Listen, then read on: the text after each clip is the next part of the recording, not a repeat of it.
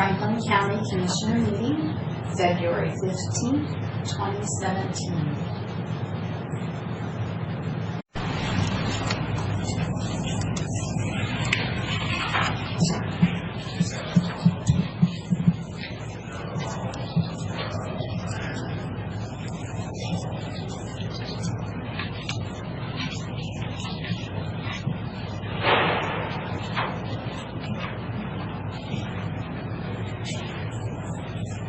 Good morning, everybody. It is 9 o'clock, and we're here for our weekly Wednesday meeting, February 15th. We have a full board and administrator and clerk and in the audience. So we'll start with the Pledge of Allegiance. If you join me, please.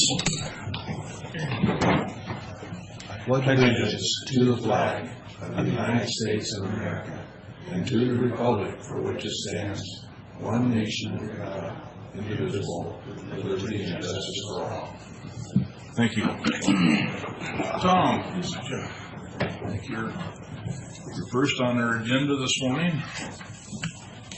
Come up and give us a little background, or come up to the chair. So as you guys, good morning. As you guys have seen in the agenda summary report, we are in need of opening our 2016 budget. We had two pretty significant bills come in that we weren't anticipating, one being a fourth quarter unemployment charge for $6,350, which is a little unusual. It was for an employee that I've never met, so I got there middle of the year of 2015, so he left late 2014, and we just received a bill for his unemployment. I spoke with HR, they confirmed it.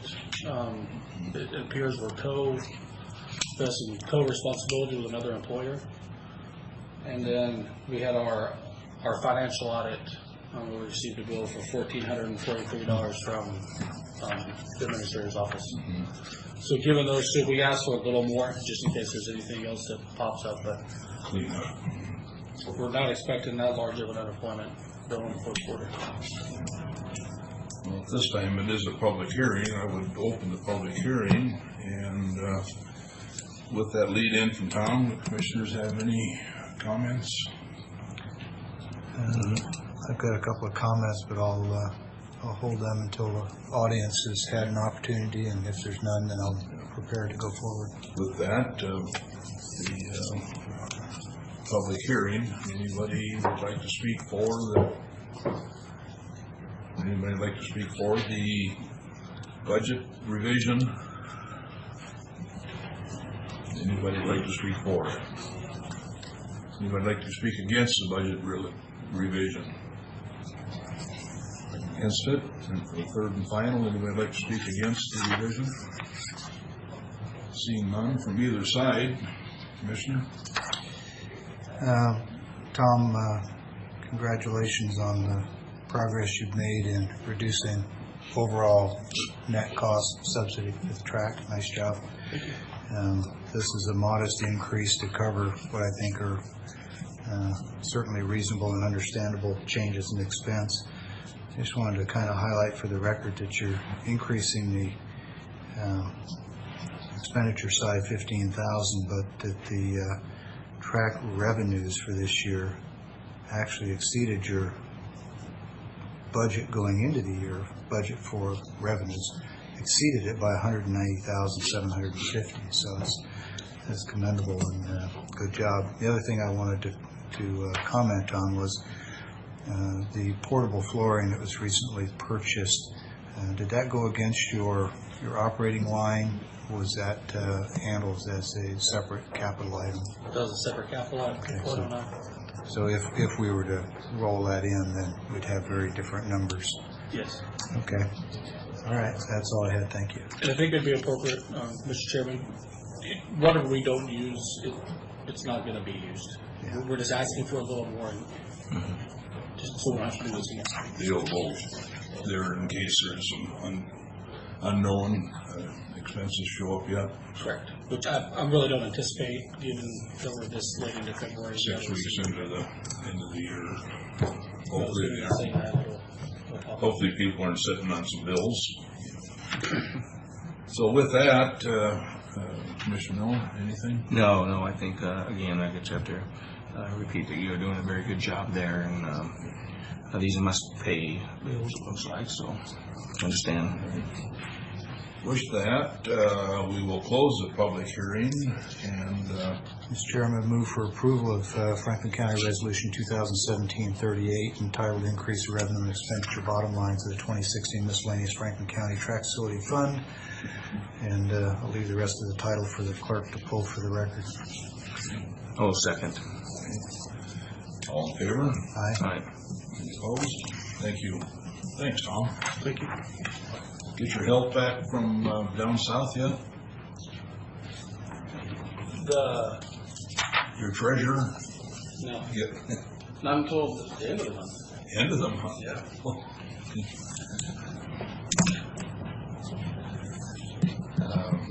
Brian, I think you're up. Would you please come up? Sorry. Please.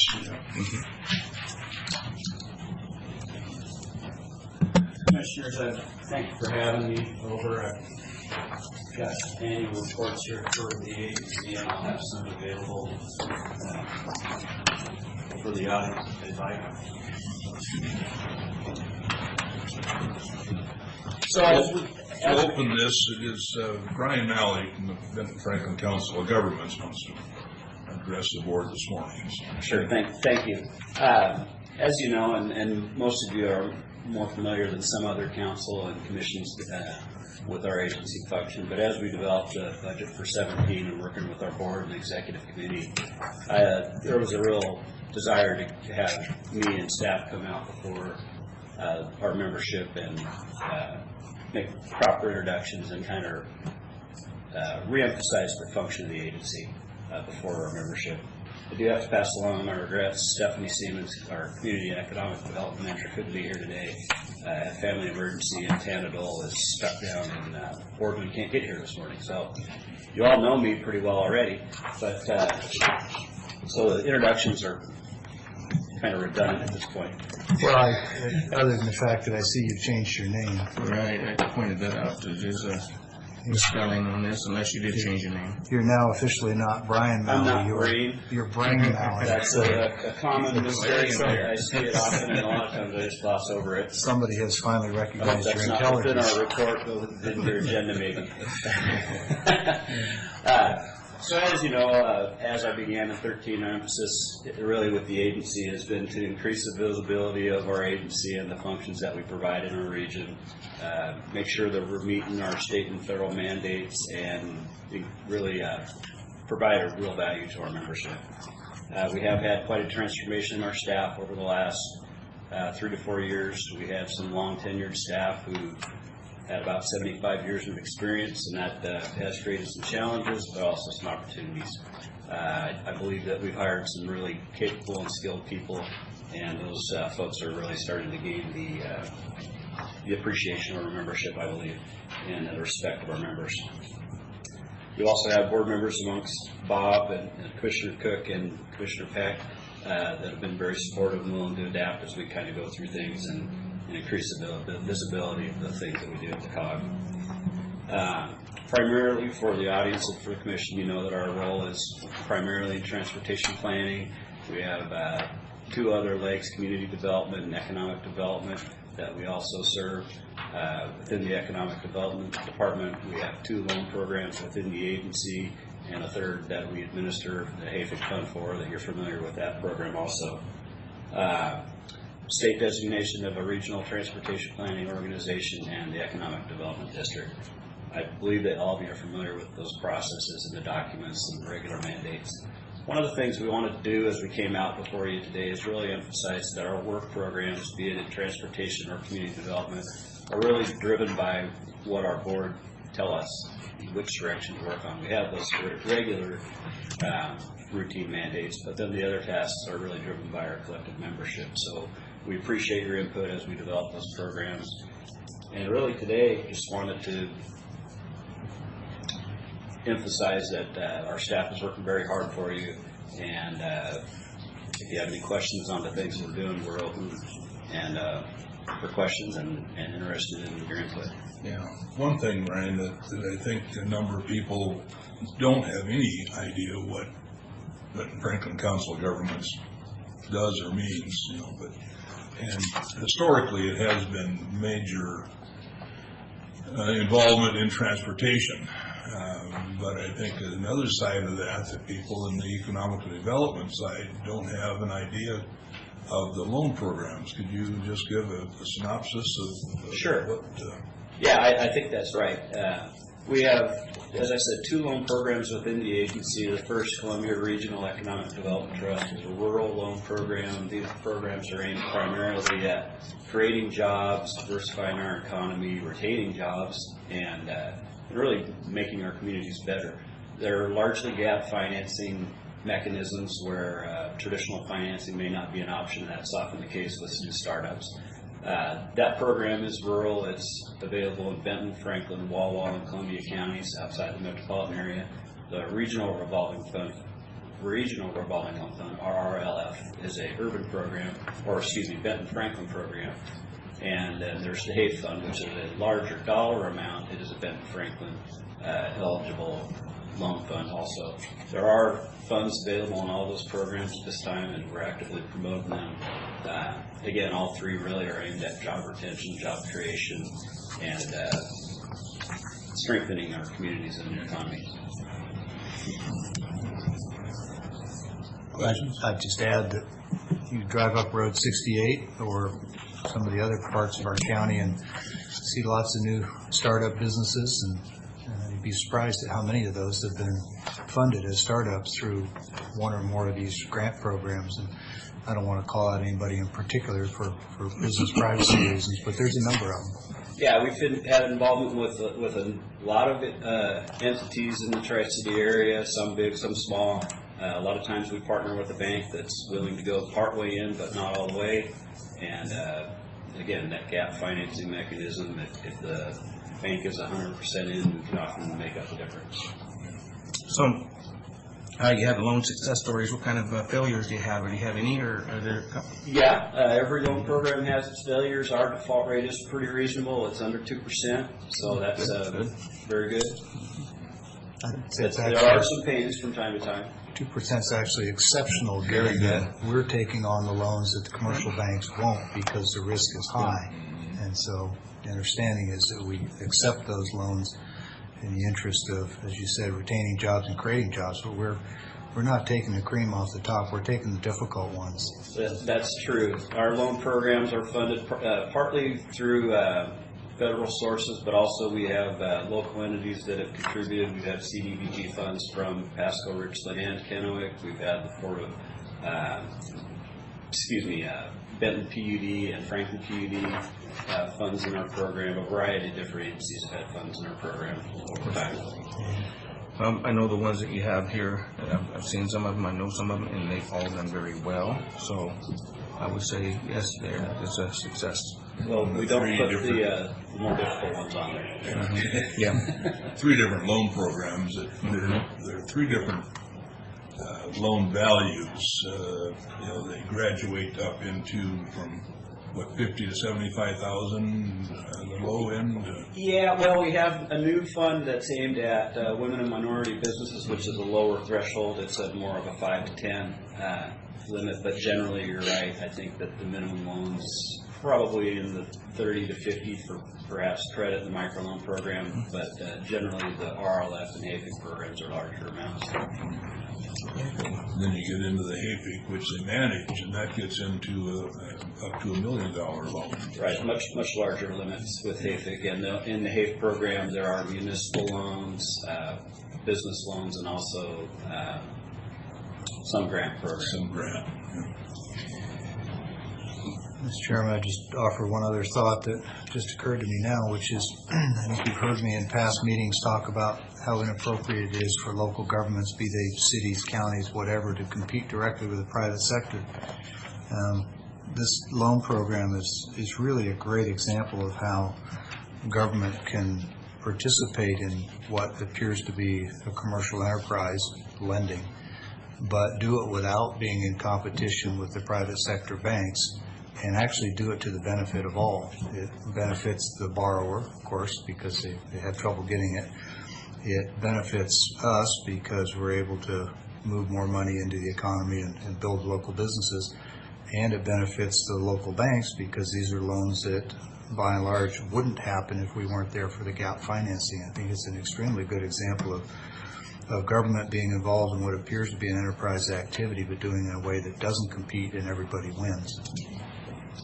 I'd agree, Commissioner, that often our leads, we have quarterly meetings that we set up with lenders in the area so that we're all in tune with the state and federal financing options and some of their programs. The lenders oftentimes are our source for leads, often referring to people to us, and that's primarily where our loans come from.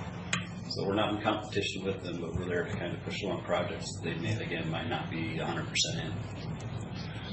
One of the current loans out there right now is the lodge at Columbia Point, which is very visible in its construction. It was a HAPIC loan that helped get that project over the top and started. So that was a $1 million loan. Right, a really big project that required a lot of different sources to ultimately move forward, and HAPIC, I believe, was into that project approximately $1 million. That's a visible one at this moment. Yeah. So, any other questions or? Going forward, we look forward to input on our work programs again. We are regional in nature, so when we move forward with an effort, it does require some consensus among our membership, but appreciate your support and continued involvement in the committees and boards that we have at our agency. As you know, there are quite an assortment of them. All right. Thanks, Brian. Thank you. See you tomorrow. Yes.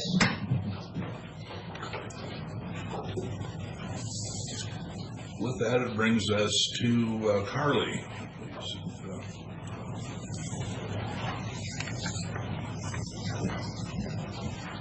Please.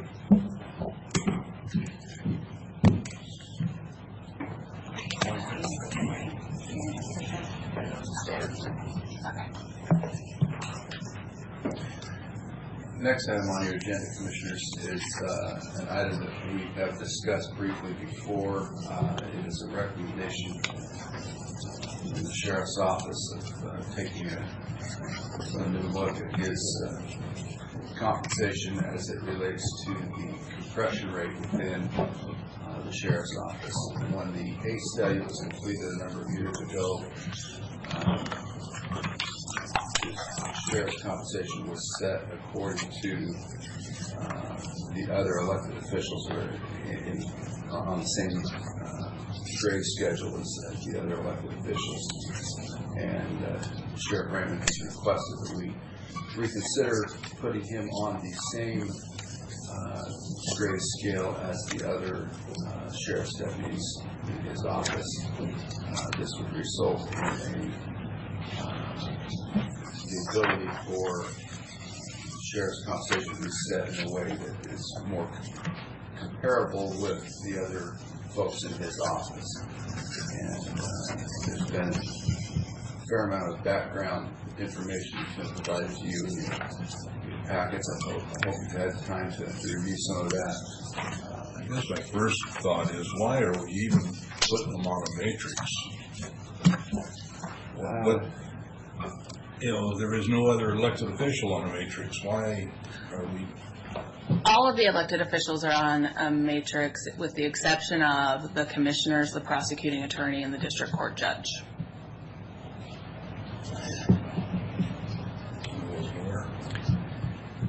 That was set when the Hay study was implemented. But it's a different set than what the matrix of what employees have, I guess, because they get that set rate, and the only thing they would get in the matrix would be the increases of the COLAs or something. Correct. So most of the positions within the county are set at a grade, and there's 7 steps within that grade, and progression is made generally over time with satisfactory performance. The elected officials are set at a grade 20, step 7, the majority of the elected officials. So no, they do have a set rate, but it is tied to the non-bargaining salary matrix. So two thoughts. First of all, well, three.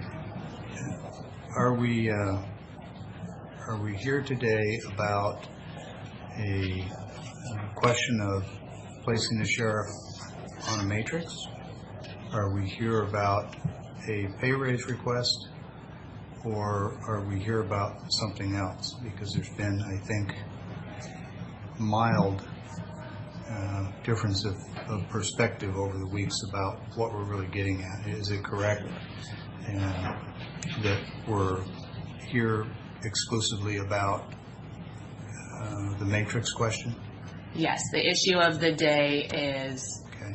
a request to put the sheriff's position on the sheriff's non-bargaining salary matrix versus the Sure. non-bargaining salary matrix. Okay, well, just a couple of brief comments, and then I'd like to suggest to the board that we open it to the sheriff and let him share anything and everything that he wants to share with the board and the public, so that there's clarity that he's been given opportunity to share all of his views. Elected salaries are set and not changeable within a term, and therefore the notion of there being a step involved is really inconsistent, because steps are longevity increases that don't apply to electeds. Your salary is set, particularly with the commissioners, whose can't be changed during a 4-year period. It's, for the duration of this term. A lot of other thoughts will come out as we go through this, but I think, Mr. Chairman, if it suits you, perhaps we should just open the floor to the sheriff and let him share anything that he wants to share before we get into much discussion. Morning, Jim. Morning. Well, it is a request to be moved on to the sheriff's non-bargaining matrix scale that is in place, and to be moved into that position of S21-7 versus the 7.5 non-bargaining exempt matrix scales that I didn't put them in place. That was done during the Hay study. As I looked at this, so that everybody's aware, I did not try to interfere or disrupt the raise process, et cetera, I sat back and brought this to the commission because I recognize you all as the legislative body that decides the sheriff's wages or where they're at on the matrix. I'm wondering about this statement about that I'm with the rest of the electeds, that I can only be adjusted within election periods, as you stated, Mr. Commissioner. I'm fine with that. The bottom line is the way the sheriff's office is comprised right now, the non-bargaining sheriff staff, which are my employees that I appoint to put in those positions, are are progressing to the point where they will make more than I will. That's the bottom line. That's inherently wrong. It's not. I don't know how you can justify that you would let the sheriff ultimately be making less than the people that he employs that have the same set of standards, et cetera, to become and be placed in those positions. The office of sheriff is a 24/7 position that is looked at as a full-time law enforcement position, both by retirement standards, by state standards, et cetera, and I'm just asking to be respected for my position that I am, to be placed over into that matrix and that scale, to ensure that I at least make more than my appointed staff as the years progress, because there are examples out there when you look across the state where sheriffs are making less than the people that they employ, and it is a problem. And I felt that the best way to fix that was to have to be placed on that non-bargaining scale that's in place, so we don't have to have this argument or go down this road. Ultimately, in the end, we can argue numbers impacts, but it's ultimately just a few $1,000s. But it creates a compression rate of 10% from my second in command positions, which are the undersheriff, the jail commander, and it keeps a 10% compression rate at any time. So if That's it. There's no more to it. If you were 10% higher than your next person, then the matrix wouldn't be an issue. That, to a certain degree, yes. Yeah, I would argue that the compression rate, let me give you an example. The sergeants in the sheriff's office have a 15% compression rate from a top step deputy. Well, if you're 15% above the next highest paid person in your department, the matrix wouldn't be an issue. It's the compression is really the core issue. As you've just said, it's inherently wrong for sheriff staff to make more than the sheriff, and the compression corrects that, or in your mind corrects that. Well, it corrects it at the top end. It's not going to correct it at the bottom end of that scale.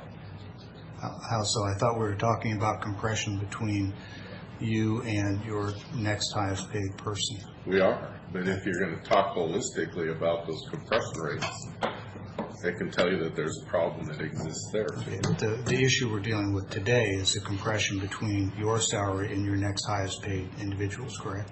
Correct. The undersheriff and the jail commander. And so if we had a 10 or 15% separation between you and them, that would fix what you see as a compression problem, correct? Yes, in general. And that's true whether you're on this matrix or not. Is that correct? I don't know if I'm following your line of questioning. Well, let's say the board just passed a motion to set your salary at 12% higher than your next highest paid. It wouldn't matter whether you were on a matrix or not. No, so long as that was it would actually become an automatic. Right. So the issue today is really not about placement on the matrix. It's about separation between your salary and the next highest paid person. Because your salary is not set based on a matrix, it's set based on the legislative body's action, as it is with all the other elected positions. Except for judges and prosecutors, yeah. Well, actually, even though those are spoken to in the statutes, it's still a legislative action that sets them. Sir, I'm not arguing with you that you are the legislative body that makes that. Well, it's not arguing that at all. Okay, and I'm not arguing either. I'm making the point that I believe the issue here is compensation and compression, not matrix. That the matrix has been put forward as a request that indirectly solves the concern. So what I want to do is get us focused on what the real concern is. And I think you've been upfront about that, which is that you think it's inherently wrong for the sheriff's staff to make more than the sheriff, and that there ought to be some measure, sounds like about 10% of separation there. I would ask, do you feel it's inappropriate that the county administrator makes substantially more than the county commissioners? That would seem to follow the same logic as it's inappropriate for the sheriff's staff to make. You're the body that set that. Right. Yeah, and to be honest with you, I think you're comparing apples to oranges. Okay. I think you have to look at law enforcement in a little bit of different light, because the bargaining units within law enforcement and the non-bargaining units, et cetera, everything is affected by the bottom up with that. And I can tell you, before coming into this style of government, it was an issue there where I worked, and it's an issue here, and I don't think this is going to resolve it completely, as you asked, but I think that it at least builds in a little bit of a cushion so that you don't end up upside down, essentially. And I question and ask, how come there was this scale, and why was it created, and why was there this top scale, but yet it's vacant? And I think it's because you're saying that the legislative body gets to decide that. And I'm not arguing that. I'm just saying that it's more simplistic, more easy to move me into that sheriff's office non-bargaining scale so that we don't have this issue. Now, talking raises and should I make more, that's an argument for a different day. Well, that's the point I'm getting. The point I'm getting to is that I think the issue before us today is really a level of compensation issue, not a matrix issue, because you've already acknowledged that if the board passed a motion to set your pay at 10 or 12% above the next highest paid person, then the matrix is no longer an issue. So really, we are talking about what you've identified as compression between your salary and the next highest, and that's very clear. I understand that. Okay, and let me state, I'm sorry for interrupting you, but let me state, I believe that the 10% compression rate that's currently in place, I don't believe it's a wide enough gap. But I accept that because it's there. So let me see if I can get a little clarity on a sort of a side point. I'm starting to get the impression that you feel that the compression issue perhaps uniquely applies to the sheriff's department, but doesn't apply to the other elected, say the auditor, the treasurer, the clerk, the prosecuting attorney, the commissioners. Is that? Well, I don't know what each of those departments' scales look like. I'm not talking about the numbers. I'm talking about the principle of compression, that the elected should be making 10% or more than the next highest person in their office. Oh. Yeah. I mean, I roughly know from what I've seen that's been provided to you that the compression between the first and the second positions in any of the given departments, that the office of sheriff is the lowest compression, yes. So, for example, the next highest full-time employee, such as the coroner, is about 40%. Yeah, I'd have to disagree since the relationship here is negative. The compression goes to the negative. I am not here to compare myself to others. Well, and I'm asking from a policy standpoint, not a personal standpoint. Do you think that the compression issue is unique to the sheriff and the undersheriff and jail commander, or should that same policy and principle that you're recommending apply to all the electeds? And if it shouldn't, why shouldn't it?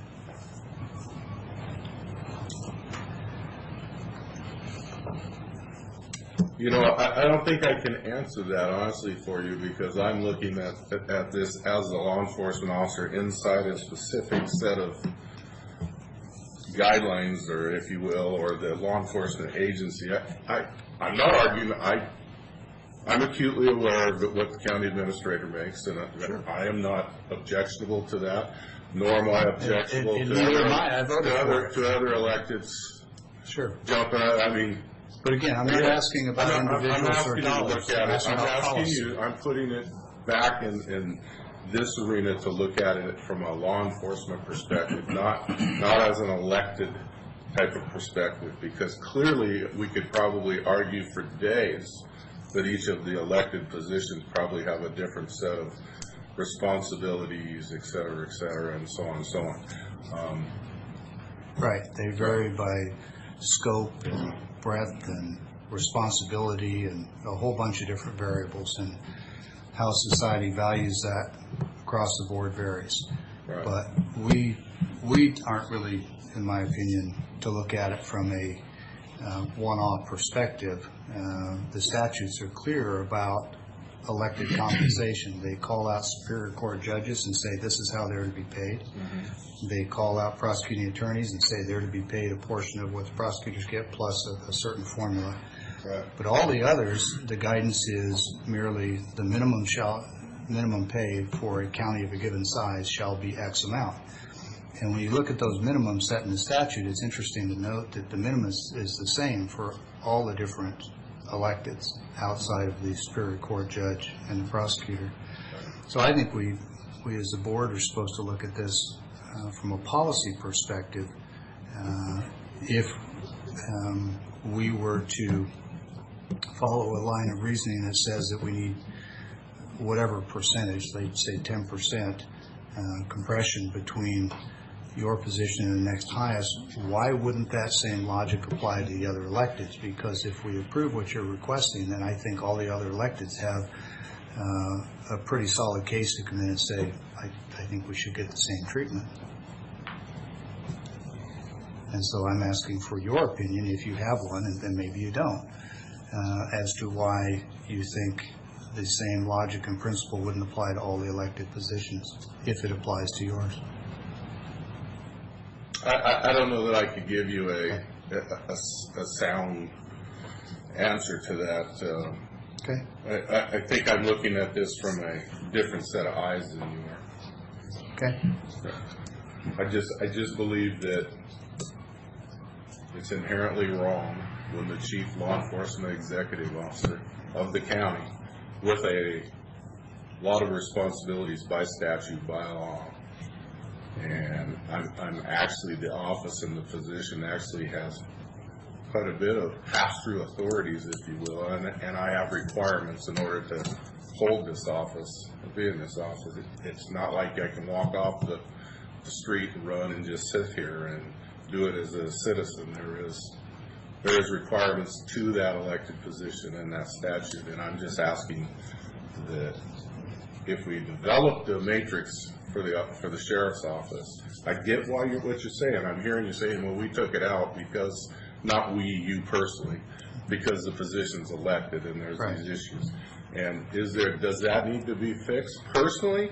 Not as a sheriff? Yeah, I believe that needs to be fixed. I don't think you'll find any other elected here that, as I've talked to them about this before I started, would say, yeah, I think I should make less than the guy that I hired below me. I don't think I've heard anybody say that they want to do that, nor are any of them at this point. Okay, so just for the record, I'm saying it. Yeah. I think the county administrator should make more than I do as a county commissioner. Right. I think it's not unreasonable that the director of audit services in the auditor's office would make more for a highly specialized position than perhaps the elected auditor. And I think that fits a model of public service. I mean, there are a lot of people in elected positions who could obtain better compensation in the private sector or had it and chose to do public service. I'm not saying that elected officials should be undercompensated, but I don't think that the positions are first and foremost about compensation. You mentioned law enforcement schedules, and you sort of, I think, indirectly referred to municipal police departments, which of course are not run by an elected police chief. That's a hired position, and I'll acknowledge that in those cases I think it is entirely appropriate that a chief in a city department would be on a pay matrix where they're not an elected position. If it were different, I think the legislature in Olympia would have taken a different approach to the compensation and perhaps included language that the elected should be at whatever the highest is plus a compression percentage. But my perception of the statutes and practice across the state is that the issue of compression and staff members making more than electeds is a fairly common, if not routine, practice in a lot of counties.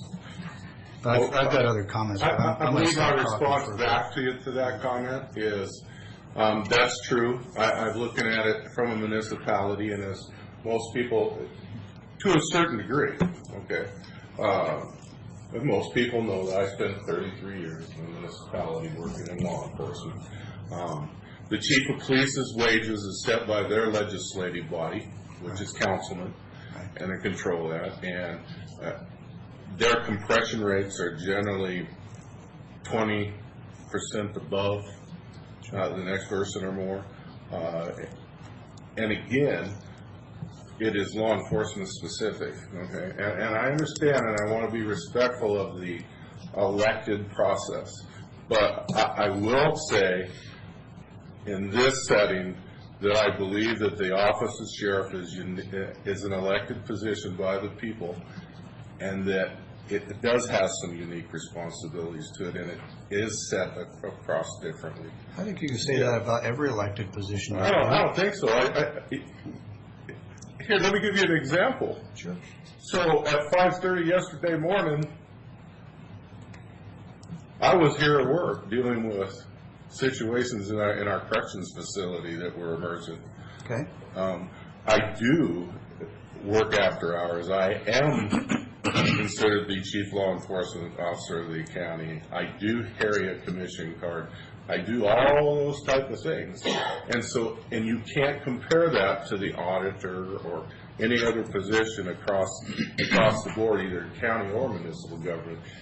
The chief law enforcement officer, executive officer of any jurisdiction is uniquely set apart for all kinds of reasons and purposes. And you can't look at it as anybody can get elected and anybody can do that. It has its unique set of abilities. And I strongly disagree with comparing me with an auditor or the prosecutor or the judge or anything else. If we went by that type of setting, then okay, let's all make $165,000 a year, as our Superior Court judges do. Or yeah, you see what I'm saying? Because obviously there are job differences and responsibilities. And the legislature of the state of Washington recognized that, and that's why they called out the Superior Court judges and the prosecutors separately and set those wages higher, and then set specific minimums for all the others, which notably are all at the same level, which would argue for all the electeds to make the same outside of the prosecutor and the Superior Court judges. But I want to come back to your comments about the sheriff being uniquely set apart, and I'll preface this by saying no one should interpret this as any kind of an effort to minimize the role and responsibility of the sheriff or in any way suggest that it's not a highly important role. It is, or we wouldn't be spending 70+% of our county budget on law enforcement. Having said that, the requirement... You're not spending it on law enforcement, you're spending it on public safety. Public safety, okay, that's a fair correction, thank you. So, having said that, the statutory requirements to be sheriff are to have completed a basic law enforcement course, right? That's correct. And be elected, right? Right. Is there any other requirement that I'm not aware of? Nope, that's it. Okay. And that's the same as the people that he employs underneath him. Right, and I understand. Right. And again, I want to say I'm not trying to minimize the role. It's an important role. Public safety is our largest component of our budget and so forth. And that does set it apart uniquely, say, from commissioners who are responsible for 2 of the 3 branches of government at the county level and fiduciary responsibility for all the county's funds. They're very different, and I think the legislature intended not to try and say which is more important, which is less important, and I think that's probably why those salaries that are set out are across the board even. But I know that the other commissioners haven't said a whole lot yet, so I think it'd be appropriate for me to hold my other thoughts and comments until other people have had a chance to speak. Okay, I do have a few comments or questions. First of all, the undersheriff's description job is to assist the sheriff. Is that correct? That's correct. And so really the compression rate really doesn't really vary because, or should not matter so much because he is there to replacement when you're on vacation. He probably serves the same amount of time. Is that true or false during the day? I'm just... Well, the undersheriff is assigned with all law enforcement operations. He has responsibility and oversight over all law enforcement operations. Just like you do. The sheriff has responsibility of law enforcement, corrections, communications, the courts, carrying out the orders of the courts. We could look at that by RCW. So pass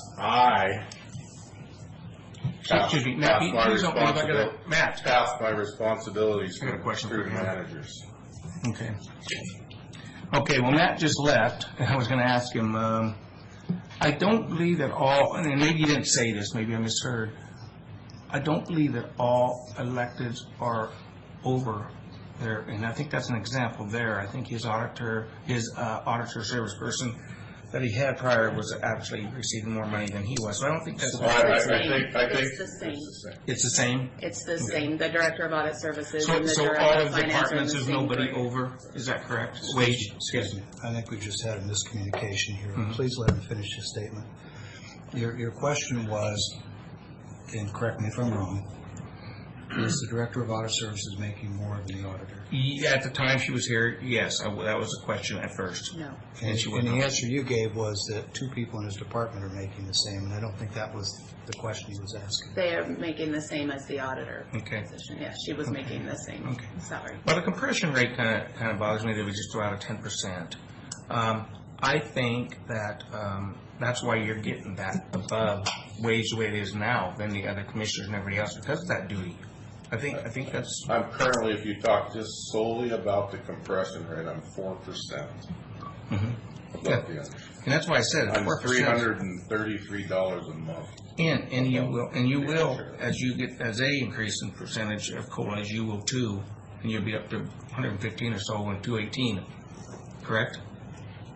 Which I'm just guessing. I'm not putting any final numbers on that. Yeah, I think right now I make 107, and Dan, you're sitting here, what do you make? 102. Yeah. But I think to come back real quick, I'm sorry to interrupt you, is the auditor, generally, until most recently, his second command, he made more than his second command. But the auditor is the one that brought that in front of you to ask that to be turned in a different direction, not me. Okay, and I got my answer question. I was trying to call you because I just had a question on some of the staff you had. It's good though. No. Sheriff didn't. HR did. So it was good. Okay, reading all this material he gave us, right here, I guess. That didn't help me any at all on the decision on comparison to other counties and everything. I think you're doing. I think we're justifying our share pretty well compared to the counties. Well, I think the information I gave you wasn't given to you. Yeah, and that's why when he clarified why we're I here. think it was given to HR for them Okay. to Well, looking at take that. out that information that they thought necessary. When we last met, we asked for that too.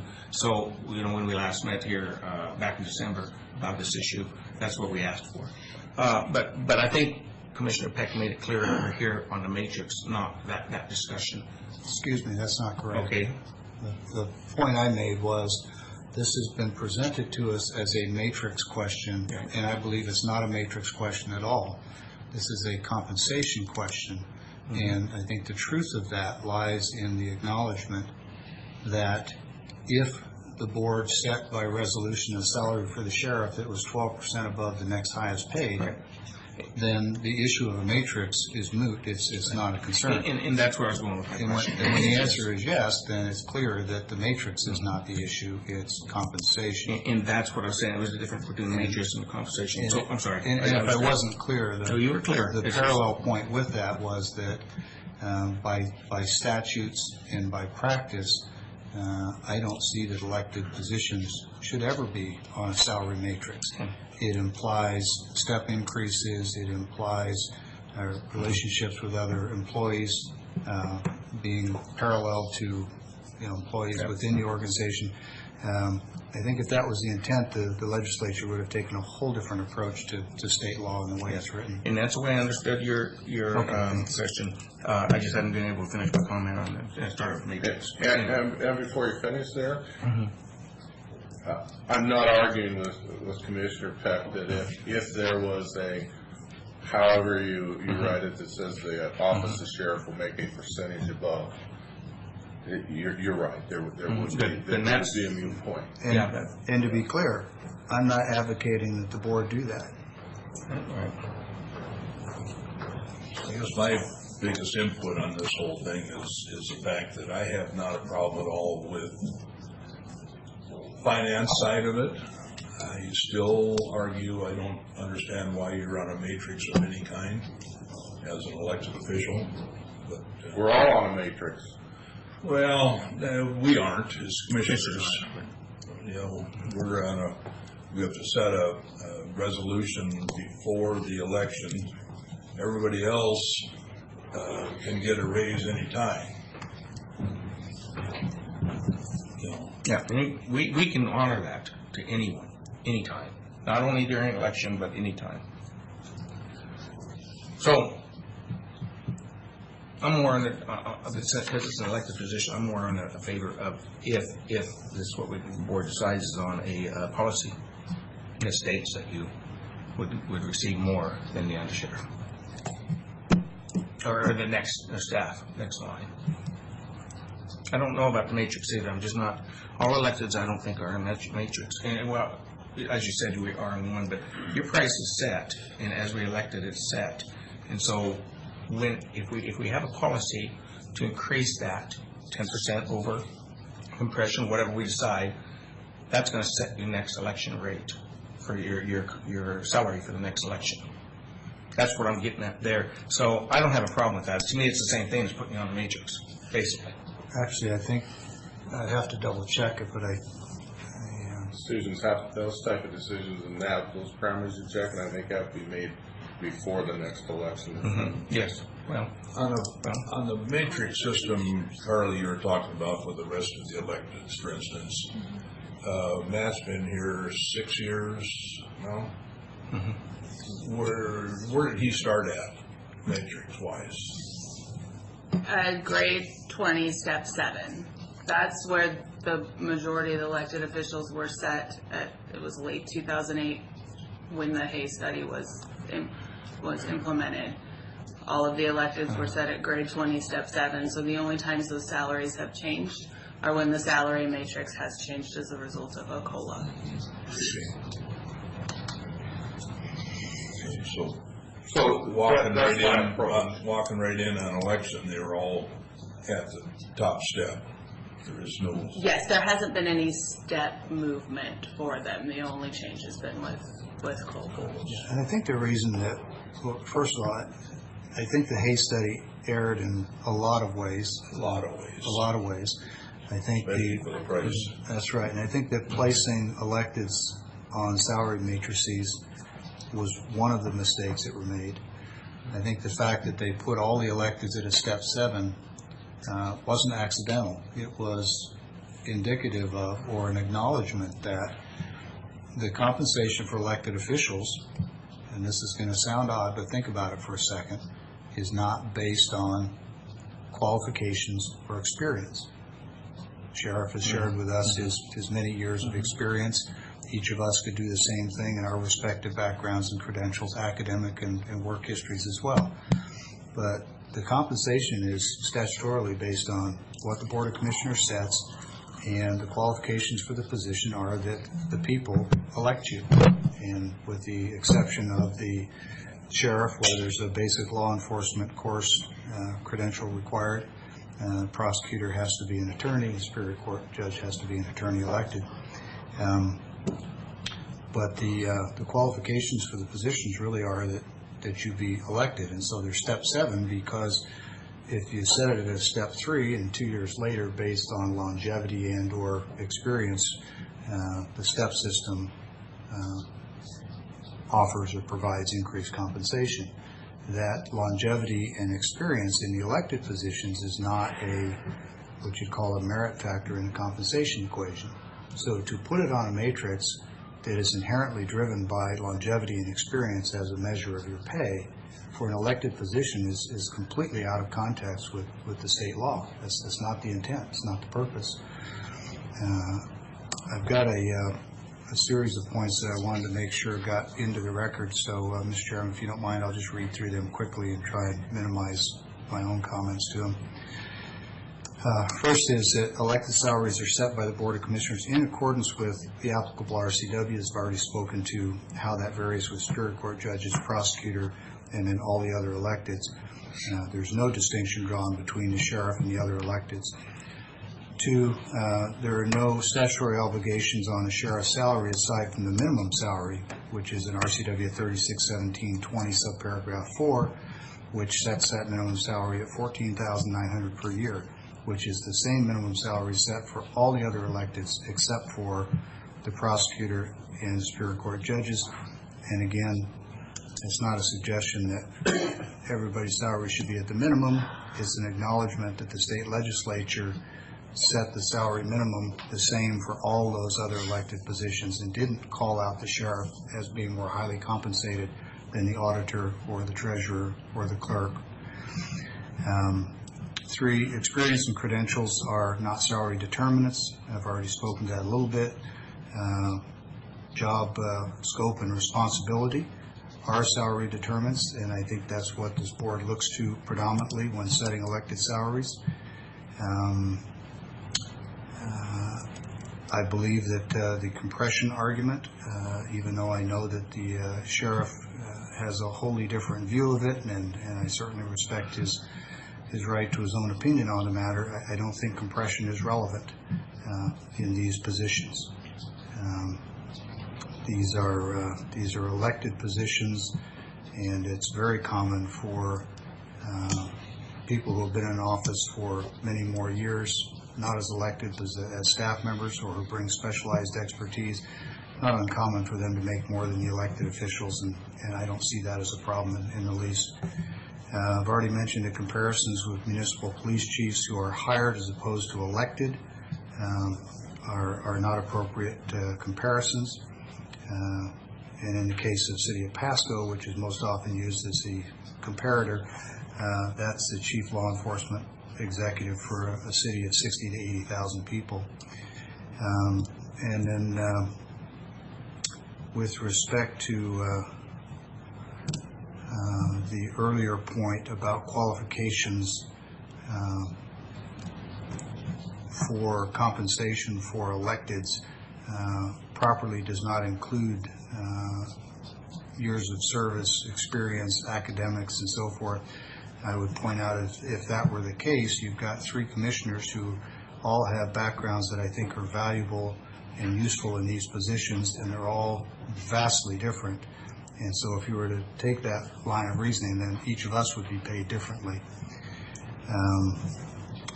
Lastly, commissioner's salary is currently about 13% below that of the sheriff. I don't begrudge the sheriff the additional funds, but I don't see anything in the statutes that call out a legislative intent for the sheriff to make more than the other electeds. And I don't think that I have any problem at all with the fact that we make substantially less than the county administrator. So, Mr. Chairman, back to you. So your statement is we all should make $14.7 a year? I think I was very clear in saying that was not my statement. In fact, I was crystal clear when I said I'm not suggesting that everyone should make the minimum. The point was that when the state legislature set minimum salaries for all the departments, they didn't distinguish between the sheriff and the auditor or the sheriff and the other electeds. The state legislature did not see, as I read it in their intent, a need to differentiate the compensation on those positions. Now, I know that from your comments, I shouldn't say I know, I believe from your comments that you feel that the job of the sheriff is significantly more challenging or responsibility laden than other positions. Perhaps all the other elected positions. I don't know. I can't read your mind, and I certainly won't speak for you. But I would offer that if you go into the private sector and look at compensation, you'll find that responsibility is oftentimes a major component in compensation. The Board of Commissioners is responsible, as I said earlier, for 2 of the 3 branches of county government. That's a lot of responsibility. There's a fiduciary responsibility there for $25–30 million a year of public funds. Is the nature of our work vastly different than yours? Absolutely.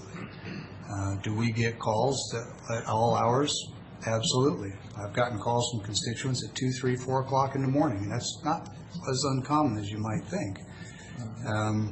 And, going to meetings is, I'm sure, not as arduous as dealing with people in the corrections center, but there's still a lot of responsibility there. So how we weigh out the relative value of these positions is something that the state legislature has done for us, and I think they sent that signal pretty clearly when they set the minimum salaries equally. I think there's a message in that. But no, I did not say, nor did I suggest in any way that all elected should be paid at the minimum level.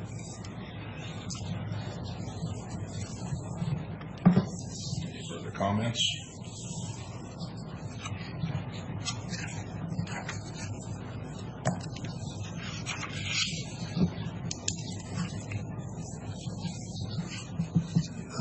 I just have one other if no one else does.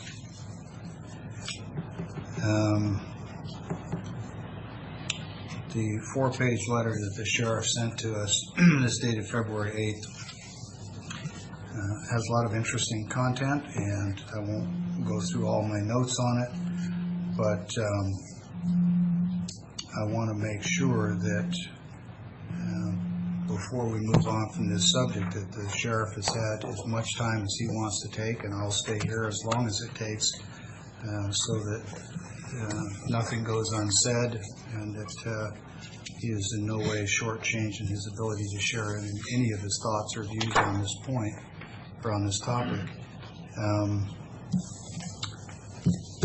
In that letter, there were some quotes from, or at least paraphrases from various emails, and one of them spoke to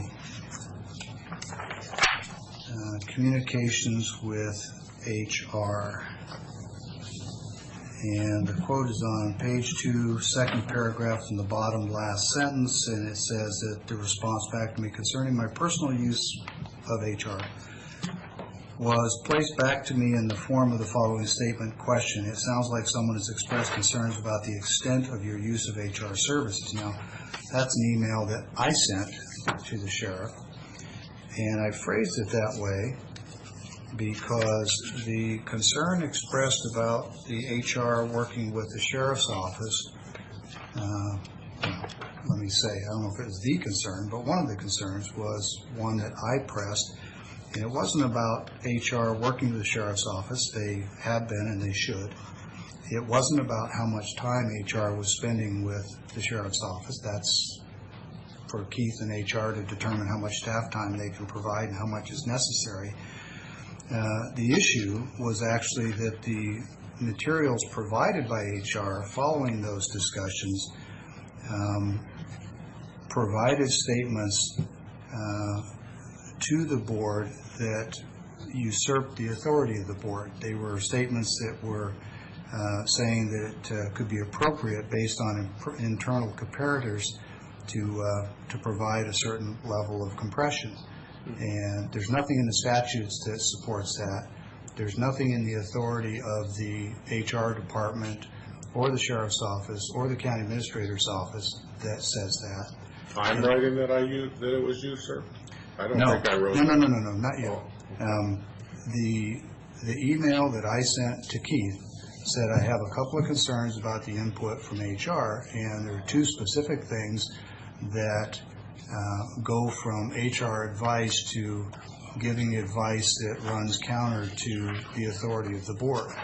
And I asked him just to be sensitive to that. There's a difference between the two. That apparently got misconstrued or misunderstood as, and I may be assuming a bit here, feel free to correct me if I'm wrong, but I think that got construed as someone expressing concern that the sheriff's office was monopolizing human resources on personnel agenda matters. In fact, reading from your letter, quote, the very next day I received word that the sheriff was not to monopolize human resources on personnel agenda matters, etc. If you got word of Well, I that, think that's followed by so that means you're putting it out there in that Sure. context so that everybody has an understanding. Well, this is public record, that it's out there. It was, I put it out there Sure. as public record on purpose. Yeah.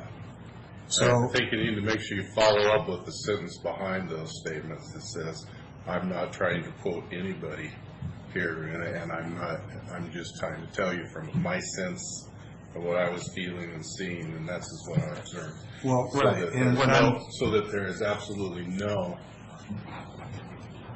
question that I'm not questioning what you did or didn't do. No, I didn't mean to suggest you were. What I'm doing is clarifying, because from your letter, it sounds like you received indirect feedback that somebody somewhere felt that your office was monopolizing HR's time. And I'm pointing out that I think that was a miscommunication somewhere.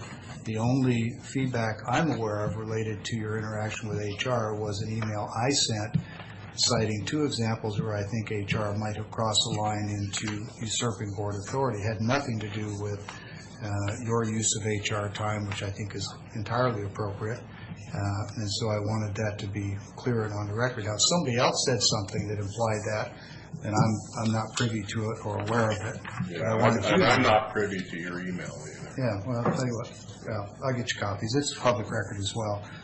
But if that was what spurred that impression, then now we have cleared the air on that. We all know what the facts are. Well, commissioners, you know how impressions go, or perceptions, or this type of exchange back and forth is much more healthier, much more open. Everybody gets to their piece of people. They're Sure. being seen, et cetera, et cetera. And so that people know,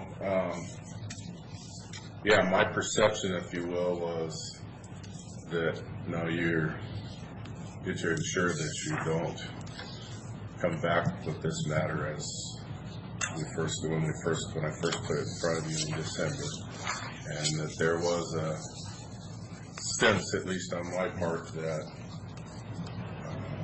direction was given to HR that my time was not to be monopolized on this.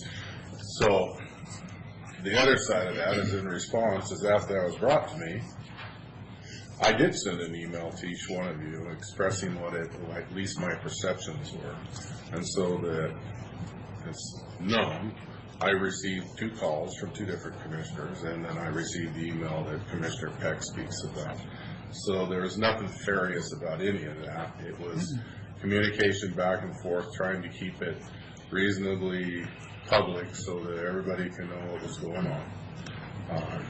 And if we go back to that, in December when the request came, the request did not come in the form of a, can I have a raise or any of those issues. It came in front of you considering moving the sheriff position to the S21-7 scale within that organization.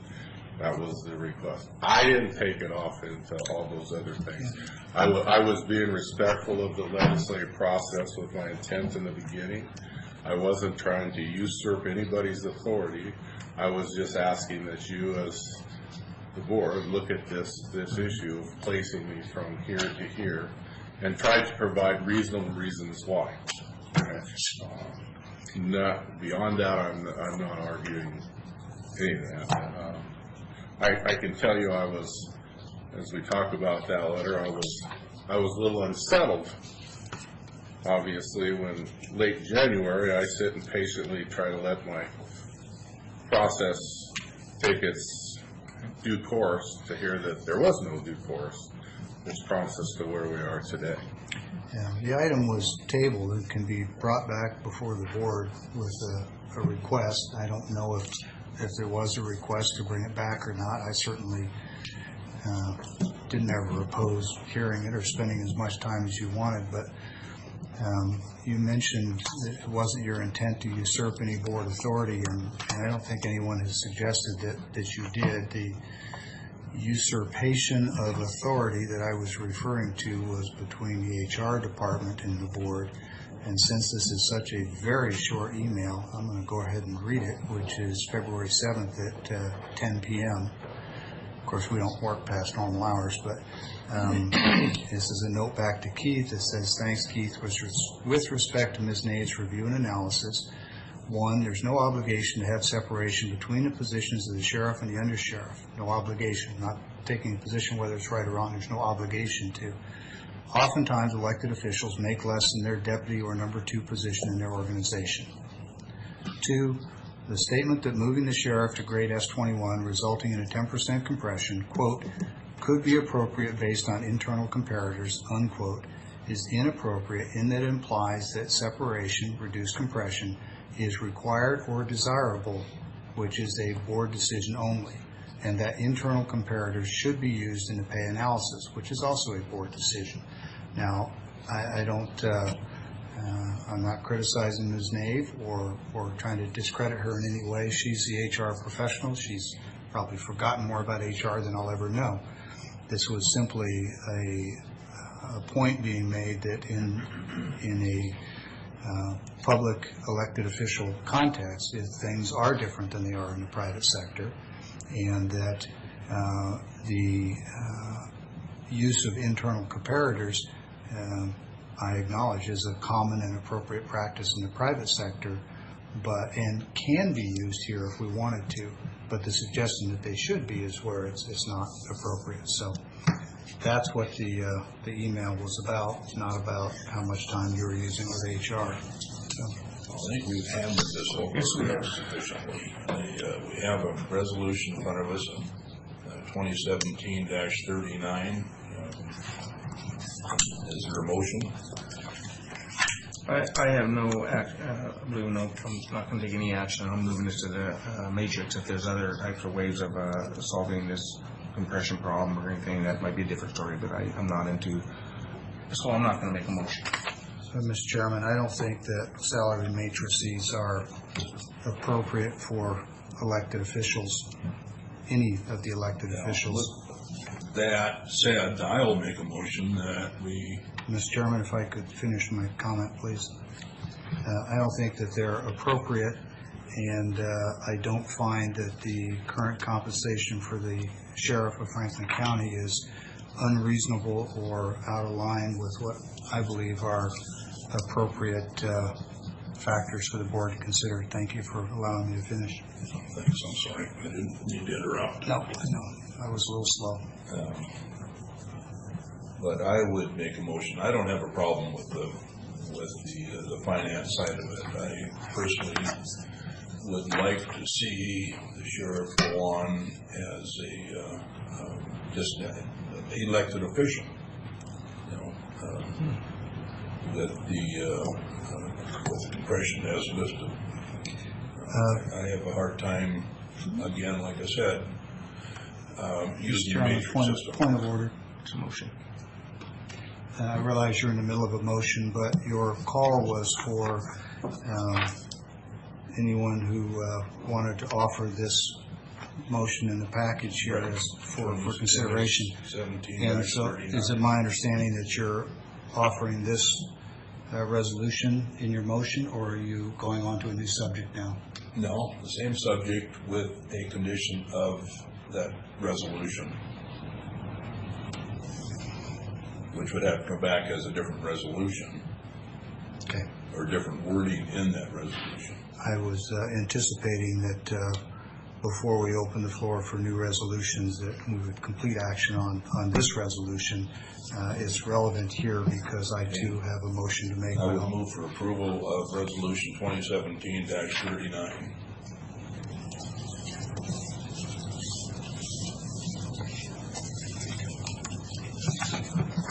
Hearing no second, that resolution has been drawn. Mr. Chairman, I'd like to make a motion for board consideration. That motion be that it be the policy of Franklin County that elected official compensation is determined by the Board of Commissioners in accordance with Washington state law at the time of such consideration, and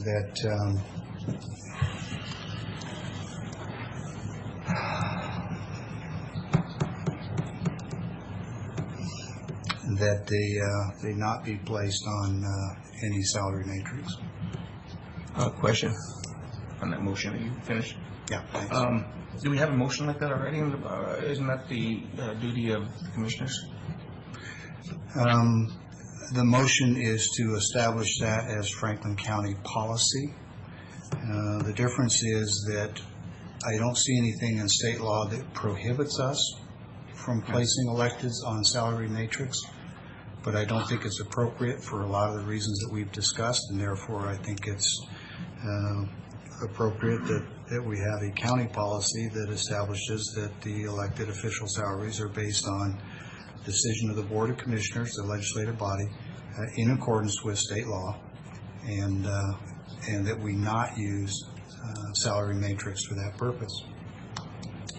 I would prefer that to come forward as a resolution, written resolution in front of us. Well, I'd be happy to accept an amendment that furthers the motion to instruct the county administrator to bring forward a written resolution that reflects that policy. I will second. All in favor? Aye. Did you get that, Keith? Affirmative. And I understand that vote was unanimous. Thank you.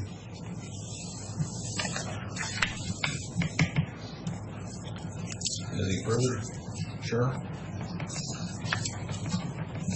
So, thank you for the discussion. It's been a long discussion, and I understand your situation, but I think that policy is something we need to go by, because we are the ones that can make decisions on. So interestingly enough, it's my understanding that you as a board have put forth directive for a non-bargaining wage study to take place, but have removed electeds out of that. Is that my understanding? That was my intent, and I think that's the effect of the motion, yes. Okay.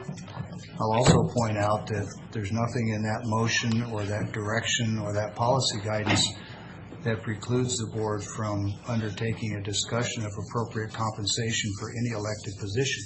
It simply does it outside of a matrix. Okay, thank you.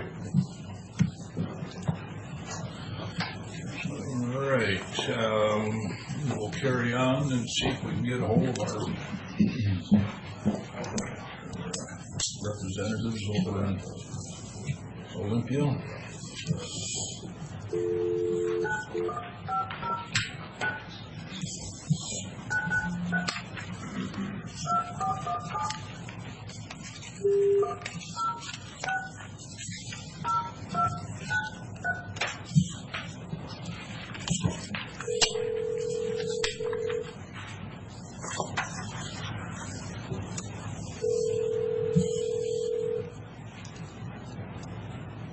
This is Zach.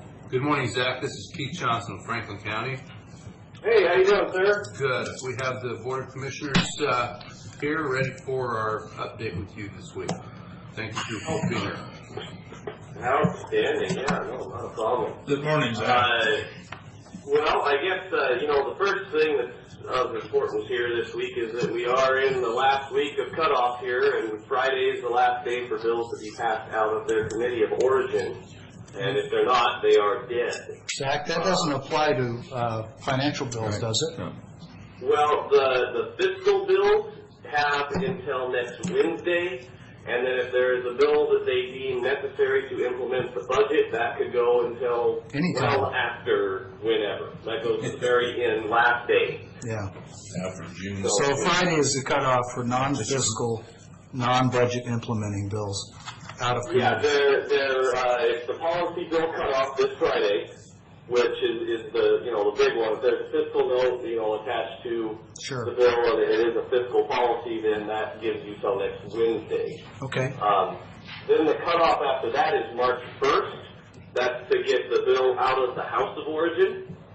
And, then it just kind of, it's much quicker after that. Then they got to go to other committees in the opposite house, and then, then it comes up on the end of session. So you know, everything that's happening right now, there's a lot of talk about the water issues, you know, a fix for the Foster and the Hearst decision. They're kind of trying to kill two birds with one stone with that. We don't have word exactly what that will look like, but we do have, you know, senators are saying and representatives are saying we are going to have some fix to that. So Zach, looks like, Zach, yes, sir. excuse me, as long as we're on Foster and Hearst, I sent in some comments to the appropriate elected representatives on those topics, and I would like to share with you a position that I hold pretty strongly, and my guess is my fellow commissioners do too. And if they do, then I would ask you to press this logic with any elected officials that have a say in these bills. And that perspective is simply that when it comes to mitigation, that no mitigation should be required of anyone, absent real evidence, and I'm not sure how we phrase it, whether it's empirical evidence, compelling evidence, reasonable evidence, something, but without some evidence of actual impairment to in-stream flows. Because I have kind of caught in the wind that there are some interests who are willing to accept these bills, but only if they can use it as a trade-off to gather additional mitigation obligations. So again, there should be no obligation in any of these bills for mitigation in the absence of clear evidence of actual impairment of in-stream flows. And if you would just give me another minute, I'd like to know from my fellow commissioners whether or not they support that request. You know, I have no problems. yeah, I don't either. I spoke to some of the representatives, and that's what I heard was also that there might be some mitigation about it. So I think you're correct, right on. We need to face this. So that stands then as a Franklin County position that we would like you to advocate for that line of logic. Okay. I would definitely consider in that as well. You know, where does the burden of proof lie? You know, because what happened kind of with the Hearst decision is they pushed that burden of proof down to the county level as opposed to at the state level with ecology. And that's one of the things that's very, very expensive for us. As you guys well know, you know, it would be very beneficial if we could say something, you know, to prove that this in-stream flow is affected, because a hydrogeologic study can be very expensive. Yeah, well, those bills, as I read them, already put that obligation on Department of Ecology. If I'm misreading those, then I take your point and I agree. But I think that in the bills in front of us have been placed on ecology. What wasn't addressed was the application of mitigation requirements and the fact that it cannot, should not, shall not be required to have mitigation without proof of an actual impact. But you know, I may have missed something. It might be that is still an unanswered question about in whose judgment is there an impact. So good point taken. But absolutely, you know, and that's kind of what the Hearst suit brought down. They said, you know, that the ecology ruling of yes, there's water is way too broad.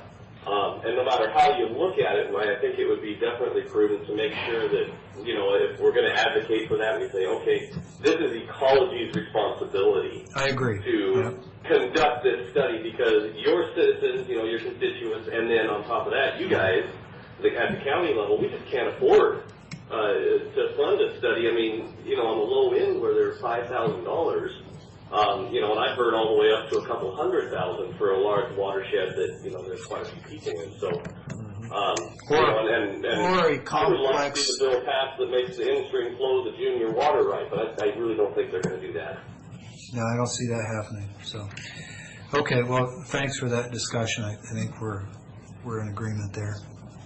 Oh, absolutely. You know, we'll make sure that we pass that along so that, you know, I mean, I think that that's an absolutely outstanding point. Yeah, I've sent that to our 16th legislative reps, which is where we're sitting, is in the 16th, and Representative Neely and Representative Jenkin have both acknowledged that makes sense to them and they support that position, but obviously there are other people that we need to get on board. There are, and the one thing about this water decision and stuff that kind of causes some concern for me is looking at the governor's position. Because we could get it through the House and the Senate here, and he might not agree with what we're doing and really mess up our plans. And we could be, think we're sitting good, and then when it comes down for him to sign the bill, he could veto certain parts of it, and we'd be sitting right where we are again. He wouldn't do that, Zach. Well, that's the art of writing legislation, Zach. Notwithstanding the foregoing paragraph requiring such. Yeah, well, and that's part of the issue with how they're sounds like they're planning on putting these bills together in both the House and the Senate. It sounds like what they're going to do is take, there's probably about 15 different bills out there dealing with some aspect of these two court decisions. And I think what it sounds like they're doing is they're going to amend the bill or do a substitute and put it over the top of it. That's going to be kind of like an all-inclusive water bill. And so we might have some fragmented ideas in there which could be vetoed. So, which of the bills has gotten the most traction on this recently? Well, it sounds like Senator Warnick's bill. That's what I thought, yeah. Is the one that, because of the title, and the title's broad enough, but it focuses just enough on the water issues, it sounds like her bill is probably going to be the vehicle for that. Okay, all right. Well, that's actually... That's what we're hearing. We're coming down to crunch time here, and it certainly helps that, Warnick chairs the Ag Committee in the Senate. So, I think it'll definitely get out of committee. That's not a problem. I would hope. Well, that's good to hear because that particular bill is a lot more palatable than many of the others. Yeah, and there are definitely some that had good intentions to try and fix this issue, but definitely did not do us any favors on the local level. So, and Wasak's done a really good job too of chiming in on those and making sure that it's the good of the entire county family here. That they've been making people aware of the ones that really don't help us any. So, and we're at that point in the year here where bills are getting a courtesy hearing. A lot of the firearms bills are getting courtesy hearings. Not a whole lot to worry about yet as far as the firearms stuff goes. We're not seeing a whole lot of movement on anything. We're down to that point. There's a lot of introductions now that have single sponsors. Zach, are you seeing any traction on any of the firearms bills that are less restrictive on firearms use and ownership? I think not really. The ones that are actually really being considered, for example, the one that says that the state can give notice, shoot you a notice when your concealed pistol license is about to expire.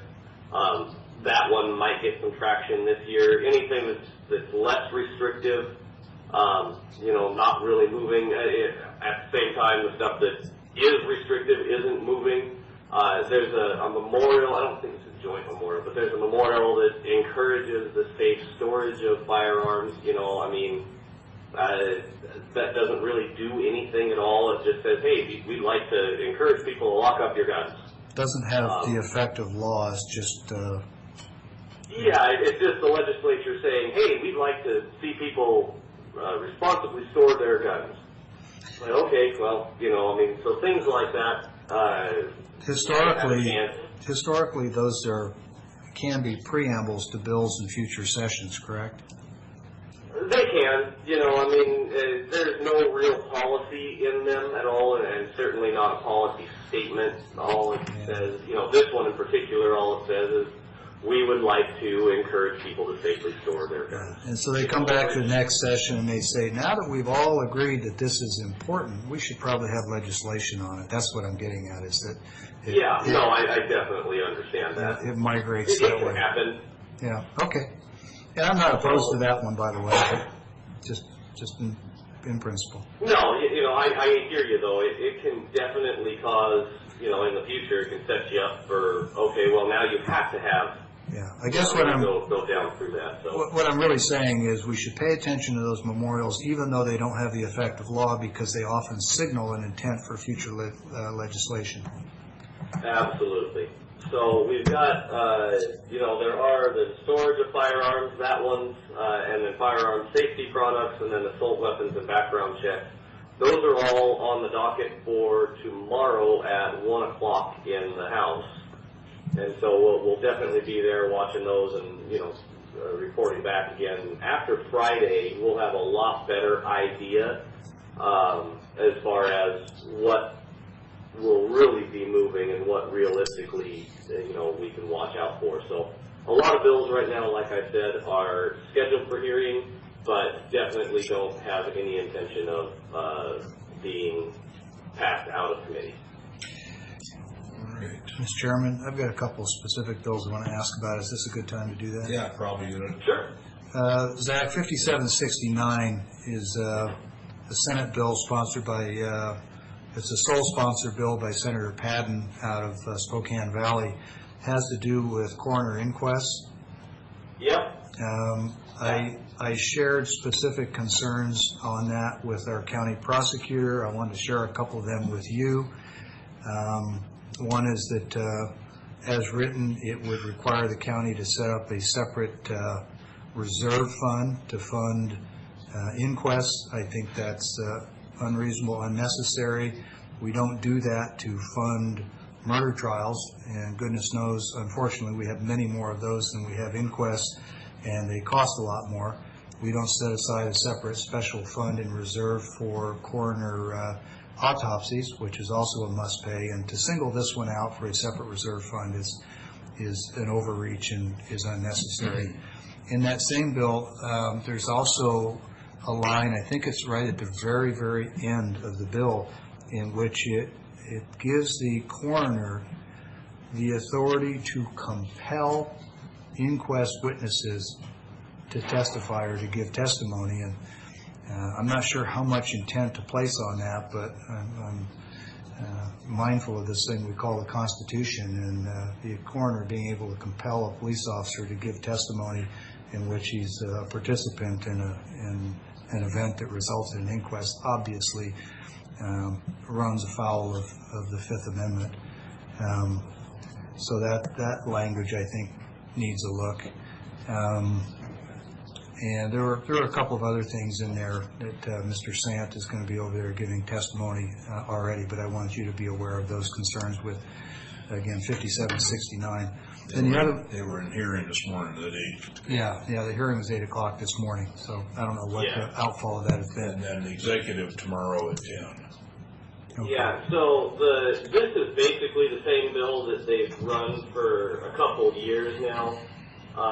It has huge opposition from all the counties and all the cities, and it hasn't had any traction in the past. That doesn't mean it won't this year. But the same people are testifying, saying the same stuff. This is not good for us. It's expensive. It compels us to spend money that we don't have for something that we don't agree with necessarily. And there's always that. I'm glad you mentioned that. I'm glad you mentioned that, Zach, because there's one other important piece and comment on that I overlooked, and that is that the statutes give the coroner clear authority to call an inquest, but that shouldn't be an open-ended blank check to go spend as much as a coroner wants for anything related to an inquest. And so it just added a line that requires the coroner to come forward publicly and present to the board a proposed budget detailing the amounts and what for, so that it's a transparent expenditure. It's good to know that it doesn't sound like the bill is going anywhere, but if you find that it does get some life and you want those comments, let me know. I'll shoot them off to you. The other bill was House Bill 1321, which is one that would expand the authority of a city-level public facilities district to build recreational facilities. That authority already exists for regional, multi-city, multi-jurisdictional PFDs, and it also exists for counties. And my understanding is that the legislative intent was that those entities are big enough and broad enough that we'd be talking about recreational facilities on the scale of a Three Rivers or a Toyota Center or a Track Center or something of that nature, not a smaller single city kind of thing that might logically directly compete with, say, a Gold's Gym or a private fitness club or a local swimming club or an aquatics facility, those things. We've managed, I think, working with the sponsor of the bill to get recreational facilities relabeled as aquatic facility to narrow the scope, to limit the number of things they could build. But I'd ask you to just maybe keep an eye on HB 1321. I think Appleton is the chair for the committee, and there's been some word that it might not even get out of committee. So if you see anything... I can go and ask her if she thinks that that's going to move. Yeah, I'll tell you that... She's second on the list there, as far as sponsors on the bill, so... Yeah, well, my personal take on it is that we ought to do everything we can to keep government from competing with local tax-paying small business, and that I don't think there's any need to expand the definition, because that's what the bill does, is it expands the definition of convention facilities to include recreational or aquatics facilities, whatever the current language is. And really, there ought not be any change to that definition in my view. So if you could maybe share that sentiment, and I'll of course defer to my fellow commissioners on whether or not they share that philosophy. I do, and I just brought it up, and I see that it's been referred to finance. Yep, it's in finance now, so that gives it till next Wednesday to be passed out of finance, so we can kind of get a feel for it and see, if we think it's going to move. Yeah, well, having it say aquatic facility is better than recreational facility, because recreational facility would let it do all manner of things. Very quickly on a side, we've had local small businesses that were completely bankrupted and put out of business by this county building a facility in direct competition, and like to see that not happen again. So aquatic facility is better than recreational facilities, and ideally the bill probably shouldn't go anywhere. Ideally, it would be better if it didn't happen. Well, that's just my view. I'm reluctant to take a position counter to the city of Pasco, because it is the city of Pasco that wishes to build an aquatic facility. But I'm also aware that there's private sector interests that would be willing to do public-private partnerships, which I think are much more appropriate than having small city PFDs building facilities in direct competition with their citizens. Absolutely. I agree completely. We'll pass that along, to the Finance Committee. If you guys have any written testimony on that you'd like us to turn in, or if you want to email it directly to them, we can certainly do that as well, but that might not be a bad idea. Okay. And it sounds like Commissioner Cook agrees with my position on that. Commissioner Miller, can we add you to the list? Well, at this point, I'd like to look at the bill a little bit more and see where it goes, and just understand that a little bit better. I believe we don't want anything that is going to any private. That's going to disagree with any private or compete with any private industry. So I don't have a problem with that, but I'd like to look at that bill a little bit more. I did encourage the sponsor and some other people looking at that bill to consider leaving aquatics facilities in the category of regional competitive, swimming and diving kind of venues, the things that the private sector typically cannot or will not build, but that have the potential to bring in a lot of outside economic impact and value to the Tri-Cities. Well, absolutely, yeah. Which interestingly, there's a real shortage of those because the private sector knows that they're not profitable, and in my mind, that's what makes them appropriate for a regional PFD. Yeah, I agree. Zach, where's our 1% going? Any movement on that?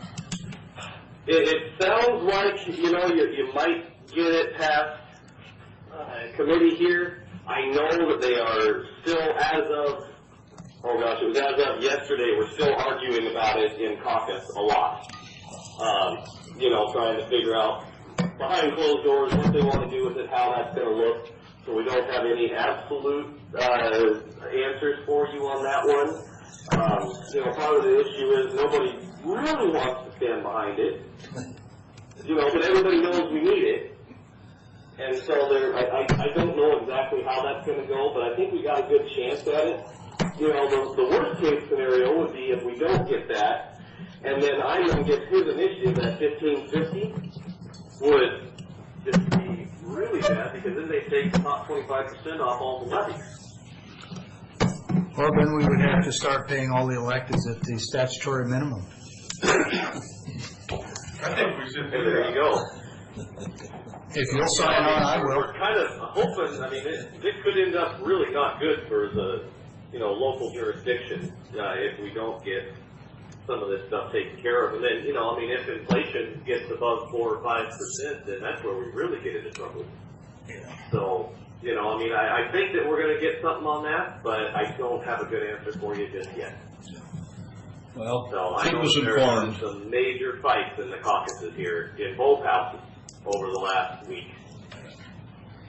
All right, anything else, gentlemen? Everybody. Anything else for us, Zach? Right now, not really. I would say that next report after Friday is going to be a heck of a lot more telling, because we'll know exactly what we'll have to deal with, of course, leaving out the financial bill. But, it'll be a lot more telling. We'll get a lot of the policy stuff clarified for us. So just watch for that next week, and then if you guys have any other questions, or if you, like I said, if you want to have us turn in paper copies of any of your testimony or something, let us know. We can certainly do that for you. All right, thanks. Say hello to Jim for us. I will do that for sure, and we'll be working on this stuff that you guys, just kind of spreading the word a little bit, letting people know the sentiment here on some of these other bills for you. I guess one more that just came to mind. Any movement on that extraordinary defense cost? The prosecutors are working on that a lot, and I know that we've talked with Tom McBride, prosecutor from the prosecutor's office, and they are pushing that quite a bit. We will know more, because that's going to be a fiscal one. We'll know more as we get into next week. Yeah. Good, thank you. But we are definitely supporting that. Okay, well, if there's anything else, gentlemen? Well, thank you guys very much, and as always, feel free to call or email anytime during the week or whatever you need if you have any questions or would like us to do anything. All right, Zach, thanks. All right, you guys have a great day.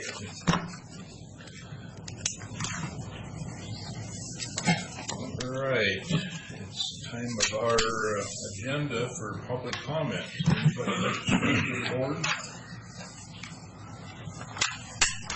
Anybody like to speak to the board?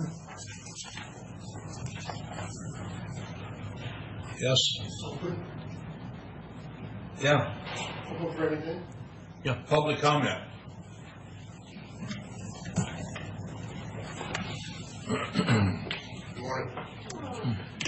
I've been in here Morning. a couple of times with you guys, A couple times. and Mr. Cortez, if you would just, for the recording, for people in the future, just Dr. Alamillo. just tell us who you are. And I've come back again to the issue of the speeding on Wernet Road, and it's getting worse in there. The snow and ice never slowed these yahoos down. Something's got to happen. You guys asked me for renderings of the approximate distances between those two speed tables that I proposed to you. I gave that to you. The sheriff was even asked about the problem out there, and I quote, his answer was, yeah, they have a problem out there on that road. What do I have to do to make this thing happen with you guys on this issue?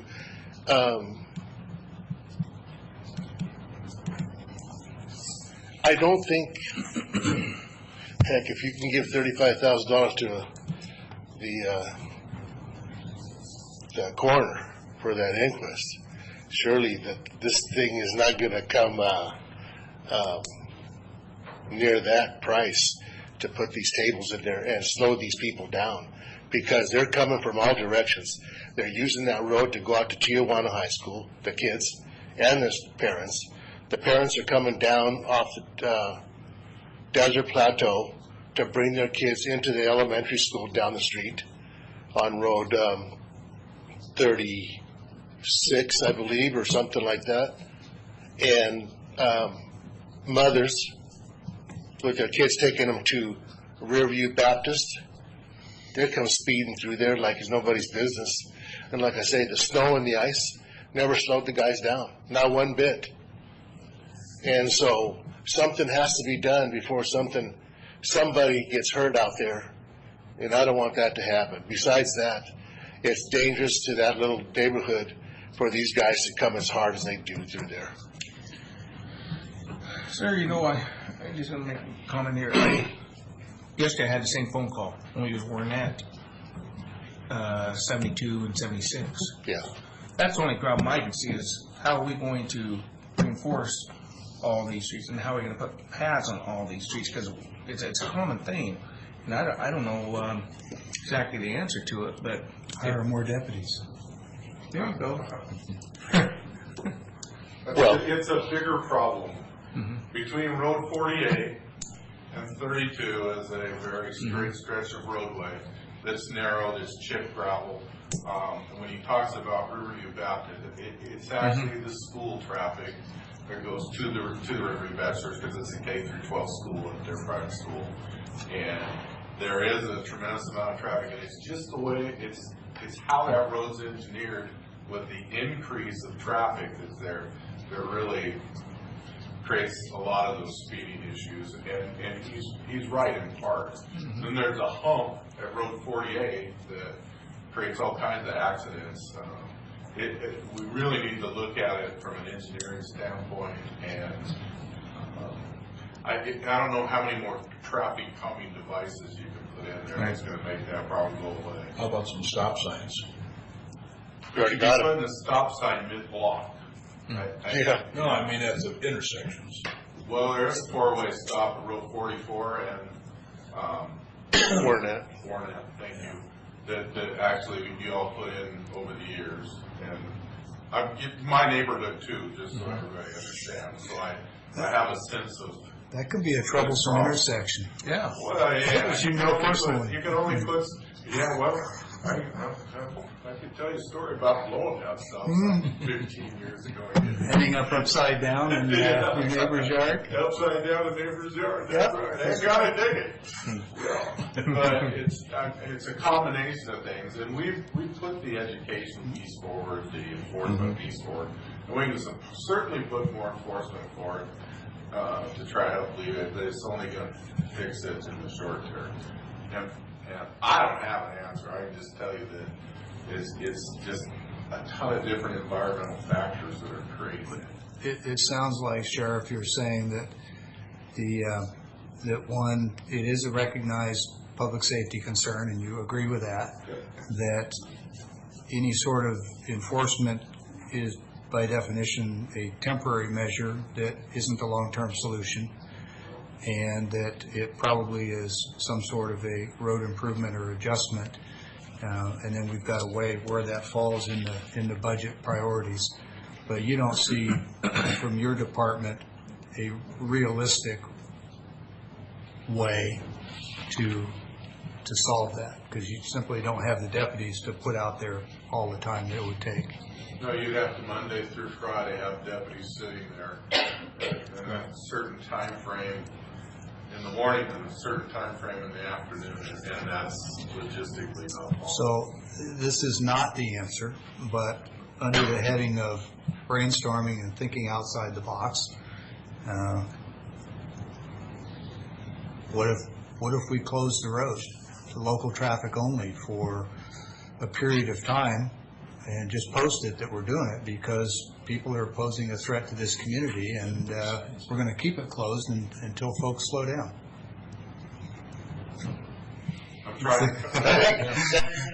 Hey, I started it by saying this is outside the box. That ain't gonna work. I'll tell you, you know. I'm trying to figure where the traffic could go if you shut down that. It's just gonna displace the problem. Well- It's actually gonna displace the problem up Road 44 left, then left on Livingston, and then the stop sign on 48. It's just going to move it closer to your house, isn't it? Oh, yeah, well, I could tell you all kinds of stories about cars launching themselves in my corner too, but it is a problem. I mean, there's and like I say, most of it is just simply increased traffic flow, from the increase in growth out in the Riverview area. People are coming and going, and it's becoming instead of a collector street, it's an arterial. And as Commissioner Miller pointed out, we've got the same problem in a number of streets, Oh, right? yeah. Is this any worse than a lot of others? Is this one notorious by comparison? No, I wouldn't say so. I just, it's worse because it's my neighborhood and things. But I guess it's probably the other factor. But there are some, like I say, to take a look at it engineering-wise, might be helpful. Because literally from where he's talking, you have this long straight stretch and then this drop. And I'll bet you if a person sat there long enough, probably 50% of the people stop and roll the stop signs. And then there's this long stretch essentially between 44 and 48 that's like this. That, again, because of its straightness and all those factors, that speed picks up. So by the time you hit mid-block with him, he gets to see the full wrath of that before they hit Road 48. Well, it seems like the last time we had this conversation, the county administrator was going to check with Public Works, and I honestly don't recall if we got any recommendations back on how we might mitigate this. Maybe we did, and I forgot. I don't recall reporting that back to the board, so I'm going to have to follow up with that. Well, I met with them, and I went out there, and I sat down with whoever the director is out there. Matt Mahoney? I don't know whether it was Matt. When you guys said Matt, I looked at Matt and I go, God, is that the guy that I met with? I don't know whether that was him or not. Was he the county engineer or the director of Public Works? Craig Erdman? It'd be Craig Erdman. That's who it was. Okay. Yeah. And he suggested that he was thinking about, somebody had said to him, let's put up the speed. This is your speed. And it has the clock in there telling you how fast you're going. Well, I go down to Bend, Oregon. I used to go down there quite a lot. You go into Morrow, the city of Morrow, and they have that. Does it slow the guys down? No, it doesn't slow them down. All it does is the young kids, they're going to say, how fast can I get my car going? I want to clock it and make sure my speedometer's right. Yeah, it did 70. It said 70 on there, and I hit 70. So the thing is this right here. Even the school buses, which if I catch them speeding in there, I call the bus barn. They have a GPS system that they can monitor the bus. When I tell them it's 4:35, the guy come through here heading west. He gets on that GPS system, gets the bus that went through there at that exact time, and he can tell me whether they're speeding or not. And 9 times out of 10 that they were speeding. And I catch those big buses coming through there hard. But as you say yourself, Commissioner Miller, you get those calls. You're going to get opposition. Right. You're not sitting there because you didn't get opposition. You guys got opposition. But you got to wade through that thing and say, hey, we're doing it for the safety of the community. We don't care what we get as feedback. Give me my phone number. I'll talk to you. See, listen, first of all, I understand that, but the problem we're seeing, I think, when you put those pads there, it's going to be just like closing the road. They're just going to go somewhere else, wherever it's faster. So it's a big issue. But I personally, I believe in safety. And there's a school right there, just like Road 76. They go to Chiawana in that Liberty School, or Winston in the corner, over there on Court. But it's an issue. And maybe we should try something out, but I think the Public Works has to give us their response about what they found out. Because it was a while back that we talked about this and asked for that. Well, I know what you're saying by it's going to displace the cars, they're going to move somewhere else, some other neighborhood. Yeah. I don't buy that because of one thing. The people coming off the Desert Plateau, hitting Road 48, heading north, heading south, coming down, and the guns that are coming into town are taking Road Wernette, because all they got is one stop sign. And after that one stop sign on 44, boom, they got a clear shot into town, and it takes them a couple minutes, and boom, they're in town. But the one thing is this, they're coming through there too hard. And we've had people, pets, run over. You think the people stop? They keep on going. But this has been an ongoing, I've asked you all for quite a long time now. I fought like hell for that stop sign on Road 44, that four-way stop, because it was only two-way. I got that. But the one thing is this right here. It has to slow these guys down. And when you have a speed trap, I don't know how the correct word is, the sheriffs used it one day, last year. And they gave 14 tickets in 1 hour. That speaks for itself. That's no joke. Okay, well, we need to get on Public Works and get moving on this. I believe you, and you've been here enough to know that it's a serious problem, so. Because it's slow. Why did they put these speed tables up out here? To slow the people down. And I don't think they've gotten too many people to say, God, man, why did they put those things there? I do. I hate them. Well, I don't mind them. I don't mind them. Because you know what? It slows the people down. And the people got to realize that we're going to take command of the neighborhoods, not them. What is the speed limit on that stretch? Pardon me? 25. So are you saying a roundabout in the middle of the street? I thought I was going to get up there. There is no room. There is no room on Wernette Road for a roundabout. There is no room. Well, we need to really look at this then. And It's controlled just by a stop sign right now? 44 and 48 is the stop signs. Stop sign? Mm-hmm. No, 44. 44 only. Would a traffic light be more effective than a stop sign? it's a stretch, though. The problem is between 44 It's a and stretch. 48 is just straight. There's no cross street. Nothing. Yep. And that's where the majority of the residents live, on both sides of the street. Well, I think at some point you propose speed bumps. The speed tables, because the speed dumps, I see. Tables or speed bumps. Yeah, well, you'd have more of a problem with people busting up their cars. Well, that's why I asked about what the speed limit is. You know, if somebody hits a speed bump at 45 and a 25 and they blow out a tire, sorry, you're speeding. Well, the speed bump in the middle of the street's gonna launch the cars in his front yard. He's gonna be tipped off about something. Well, there you go. So, is there, Hit it out already. and before you answer this, you know, just maybe take 2 seconds. Is there need for a crosswalk in the middle of that block? On where? On between 44 and 48? A crosswalk? Where are people going to go? Across the street? I suggested you wait 2 seconds before answering, and you didn't. That deal. Because you know what? If there was a need for a crosswalk there, that would come with a speed table on either side and flashing lights. But apparently there's no need for a crosswalk, so. we can Well, move on. you know something? I have elderly neighbors directly across the street, and my help them walk across to their mailbox. Okay, so, no problem. I got you. It took a second, but I got you.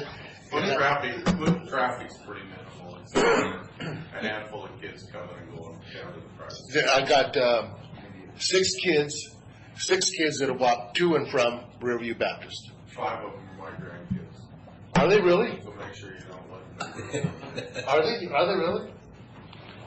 I had another person complain about the street too, so I think what we need to do is really look at this, get this done, because you have been here, probably it's a long stretch more than anything else, and I think we just need to have Keith meet with, or discuss with, Public Works. And like I said, I just think that the light with the speedometer and the tell you how fast you're going, that's all it's going to do. It's going to tell you how fast you're going, how fast you can get your car going through there.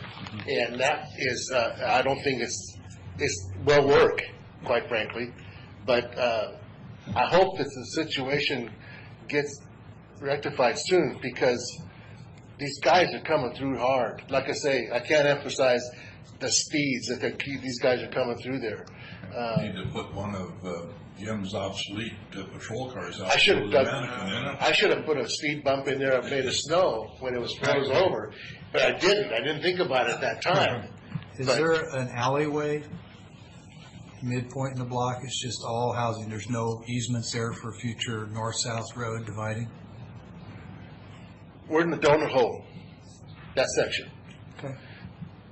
Nobody wants that little section because you widen the road, you can take out telephone posts Well, yeah, on one the- side. The question was, do you know if there's, and we can get this from Public Works, whether or Yes, not there there's is. a north-south easement for a future road between those two intersections? There is an easement. But there's houses built over it, apparently. The property, yeah, that comes out, and a couple people own down to the middle of the road. But there are houses down both sides of the street without a break for an alleyway. That is or correct. easement or anything. That is correct. Most of that specific neighborhood is 1.5 or some more bigger. And Yeah. There's the property lines, there's easements, but they're not. Not an easement for a road, though, is what I was So you asking. could park your, break your land down and that road easements. And in the past, they did the tests, they put the strips out there, counted the cars. Greg sent me all that information.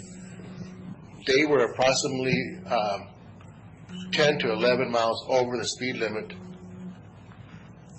in that block only, and the traffic was something like 9,000 cars a week or something like that came through there. So it's a high impact, high density zone in there We where don't need a cars speed come. bump, we need a toll booth. There ain't no doubt about it. You put it up on my yard, I'll collect the money.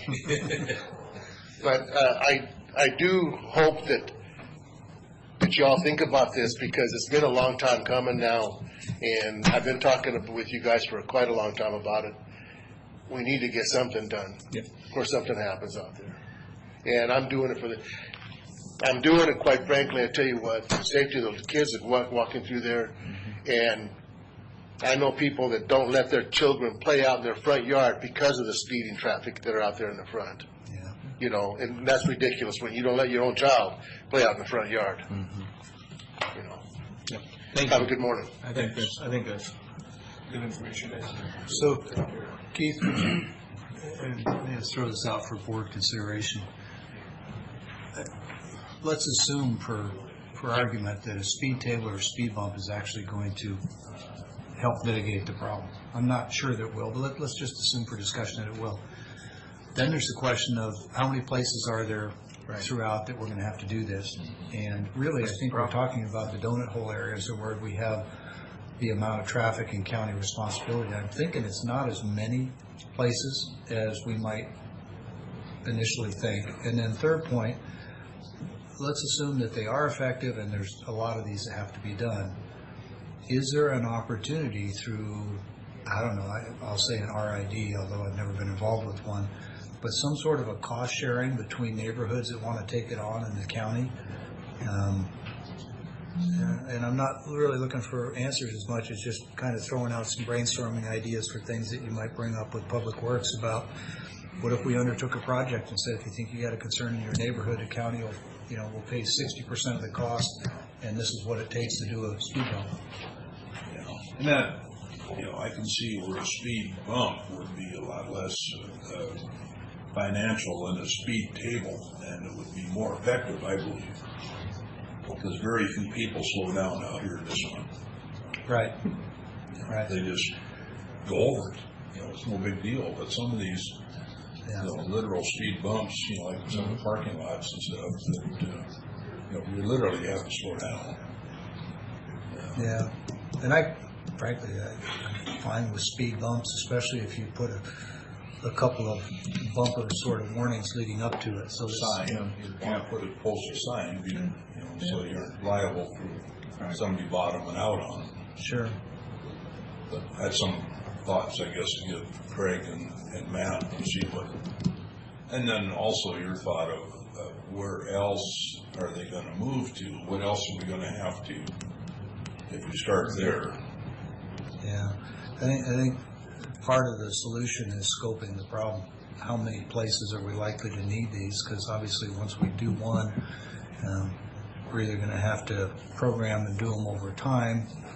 But if they're not that expensive, those public safety dollars that we were talking about, and we use it for a crosswalk up in Basin City. And, Matt was talking about not having enough places to spend that money. This seems to me like this would qualify. Oh, I'm sure it would. So maybe you could ask them about public safety dollars. And then the last thing would just be that if it's not too quick a timetable, Keith, maybe you could give us some feedback at our next board meeting, which will be week after next, and hopefully a proposal from Public Works as to what we ought to do, where we ought to put them, and some estimates on cost, or at least the cost for a speed bump. We can do the math. Do we have data, and maybe this is a question for the sheriff as well as Public Works, on where most of our accidents have occurred geographically? Is that data readily available? Where traffic tickets are most, like speeding and those kinds of infractions are? Yeah, we could probably order, give Hiley's a set of orders for that, yeah, to try to find out.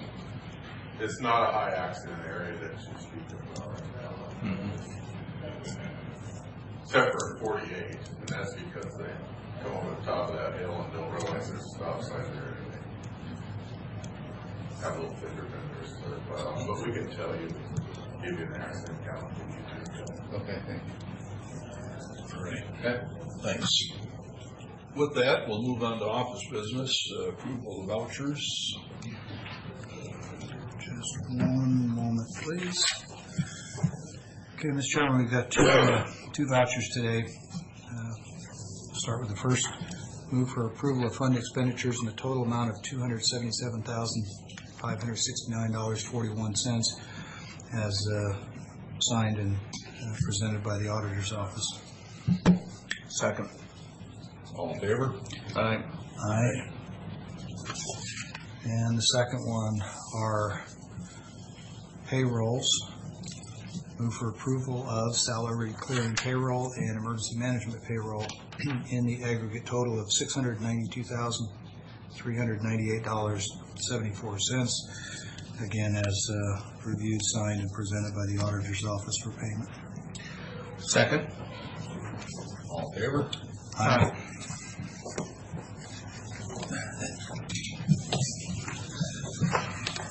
Those passed and signed. We'll move on to the consent agenda of 1 through 9 today. Mr. Chairman, move for approval of consent agenda, 9 items with discussion. Oh, second that, so let's have discussion. Commissioner Miller, do you have any comments before you speak? No, I don't see any at this time. Okay. On items 4 and 5, Keith, this is just a sort of policy procedure question that maybe you could follow up just for future reference. Both these packages referred to the board having given prior approval to make these purchases as part of the annual plan. And I don't know whether this additional step in this specific approval was required or not. If it wasn't, in the future, maybe we can save Matt and company the work. If it was required, then good on us for doing it. I just don't know the answer. I have a suspicion it's the former, and Matt was being thorough. Well, Matt is known for being thorough, and I appreciate that. I certainly will follow up with that. I just don't want him doing more work than he has to. And on the Connell Rail Interchange project, I just wanted to add a personal note, which is that I think this is an outstanding use of our economic development funds. It's what I believe those funds were intended for. That's the Connell Rail Interchange. Yes. Reading through that ASR from Connell, in fact, Keith and I discussed a little bit. I'm a little concerned with the number of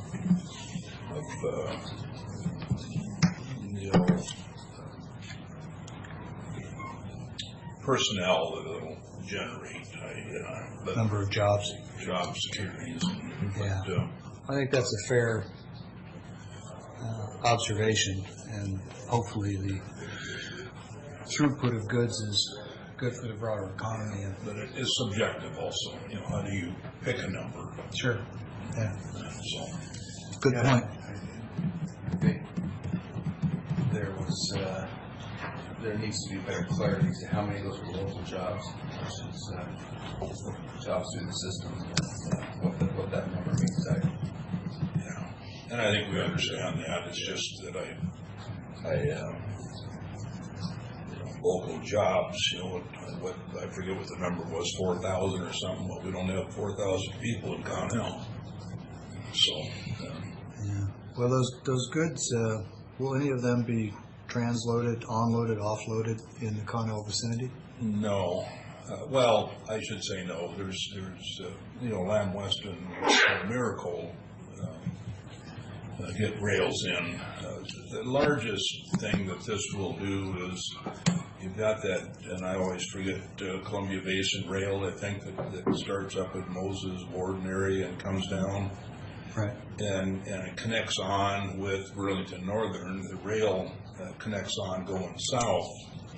Well, if parts of that rail system train characteristics needs to go north, they have to come clear down here to the hump yard to get the engine on the other end to go north. So it's an extra 70-mile trip to get turned around to go north. And that's where this rail yard would help, getting two rails in there where they can swap ends with the engines and not have to go that extra time. So, well, perhaps that facility will in the future expand to include some other services, maintenance or something, since a lot of that traffic won't be coming all the way to Pasco. So I think there's potential for job creation. It's not a lot of money, but your point's well taken. Yeah. So anyway, any other comments? With that, we have a motion and a second for consent agenda 1 through 9. All in favor? Aye. Aye.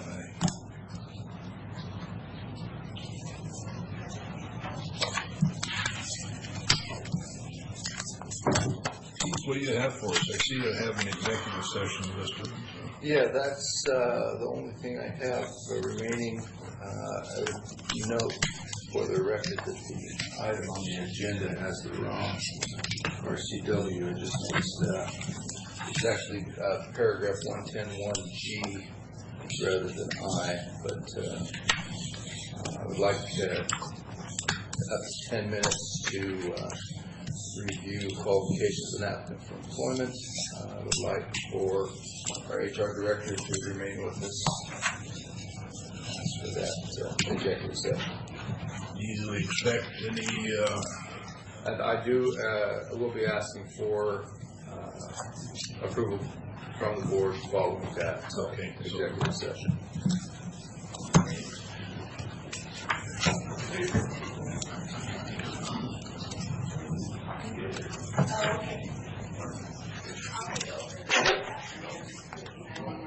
10 minutes, you said, Keith?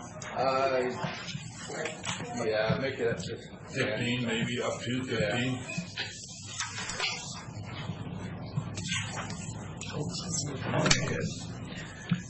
Are things thawing out there, you think? A little bit.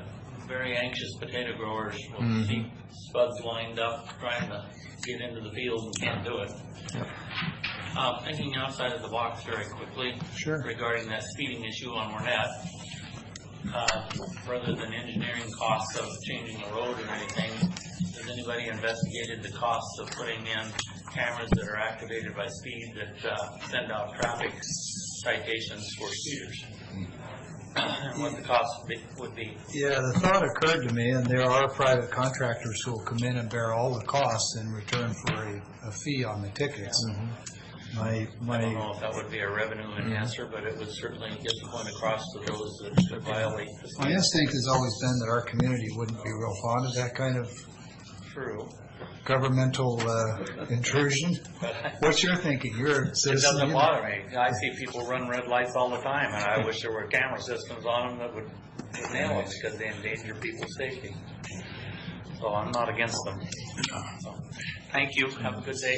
Thank you. Well, I figured I'd just continue the mistakes. See, I didn't sign. You signed my spot, so I signed Bob's spot. So now Bob can sign your spot, and it'll be thoroughly perfect. Is it a meeting back? It's the 2016. Do you Yeah. want me to, I can copy it off. You just print that last page, and we'll get our act together. Really? Brian? Okay, That was please. for Brian. He appreciated that. We're ready. Oh, no, we aren't quite ready. We got, I'm ready if you are, but we don't have to start the clock. we are within 45 seconds of our 15-minute executive session. We are coming out of executive session with no decisions made. We're back in public. Mr. Chairman, now that we're back in open session on the public record, move for board approval to authorize the county administrator to move forward with hiring a new director of the Planning and Building Department with authority to extend an offer to the candidate that he has identified to us in executive session. Second. Motion and a second. All in favor? Aye. Aye. Great. Carry on. Thank you. That's all I have. Okay, gentlemen, anything else for the good of the board or ladies?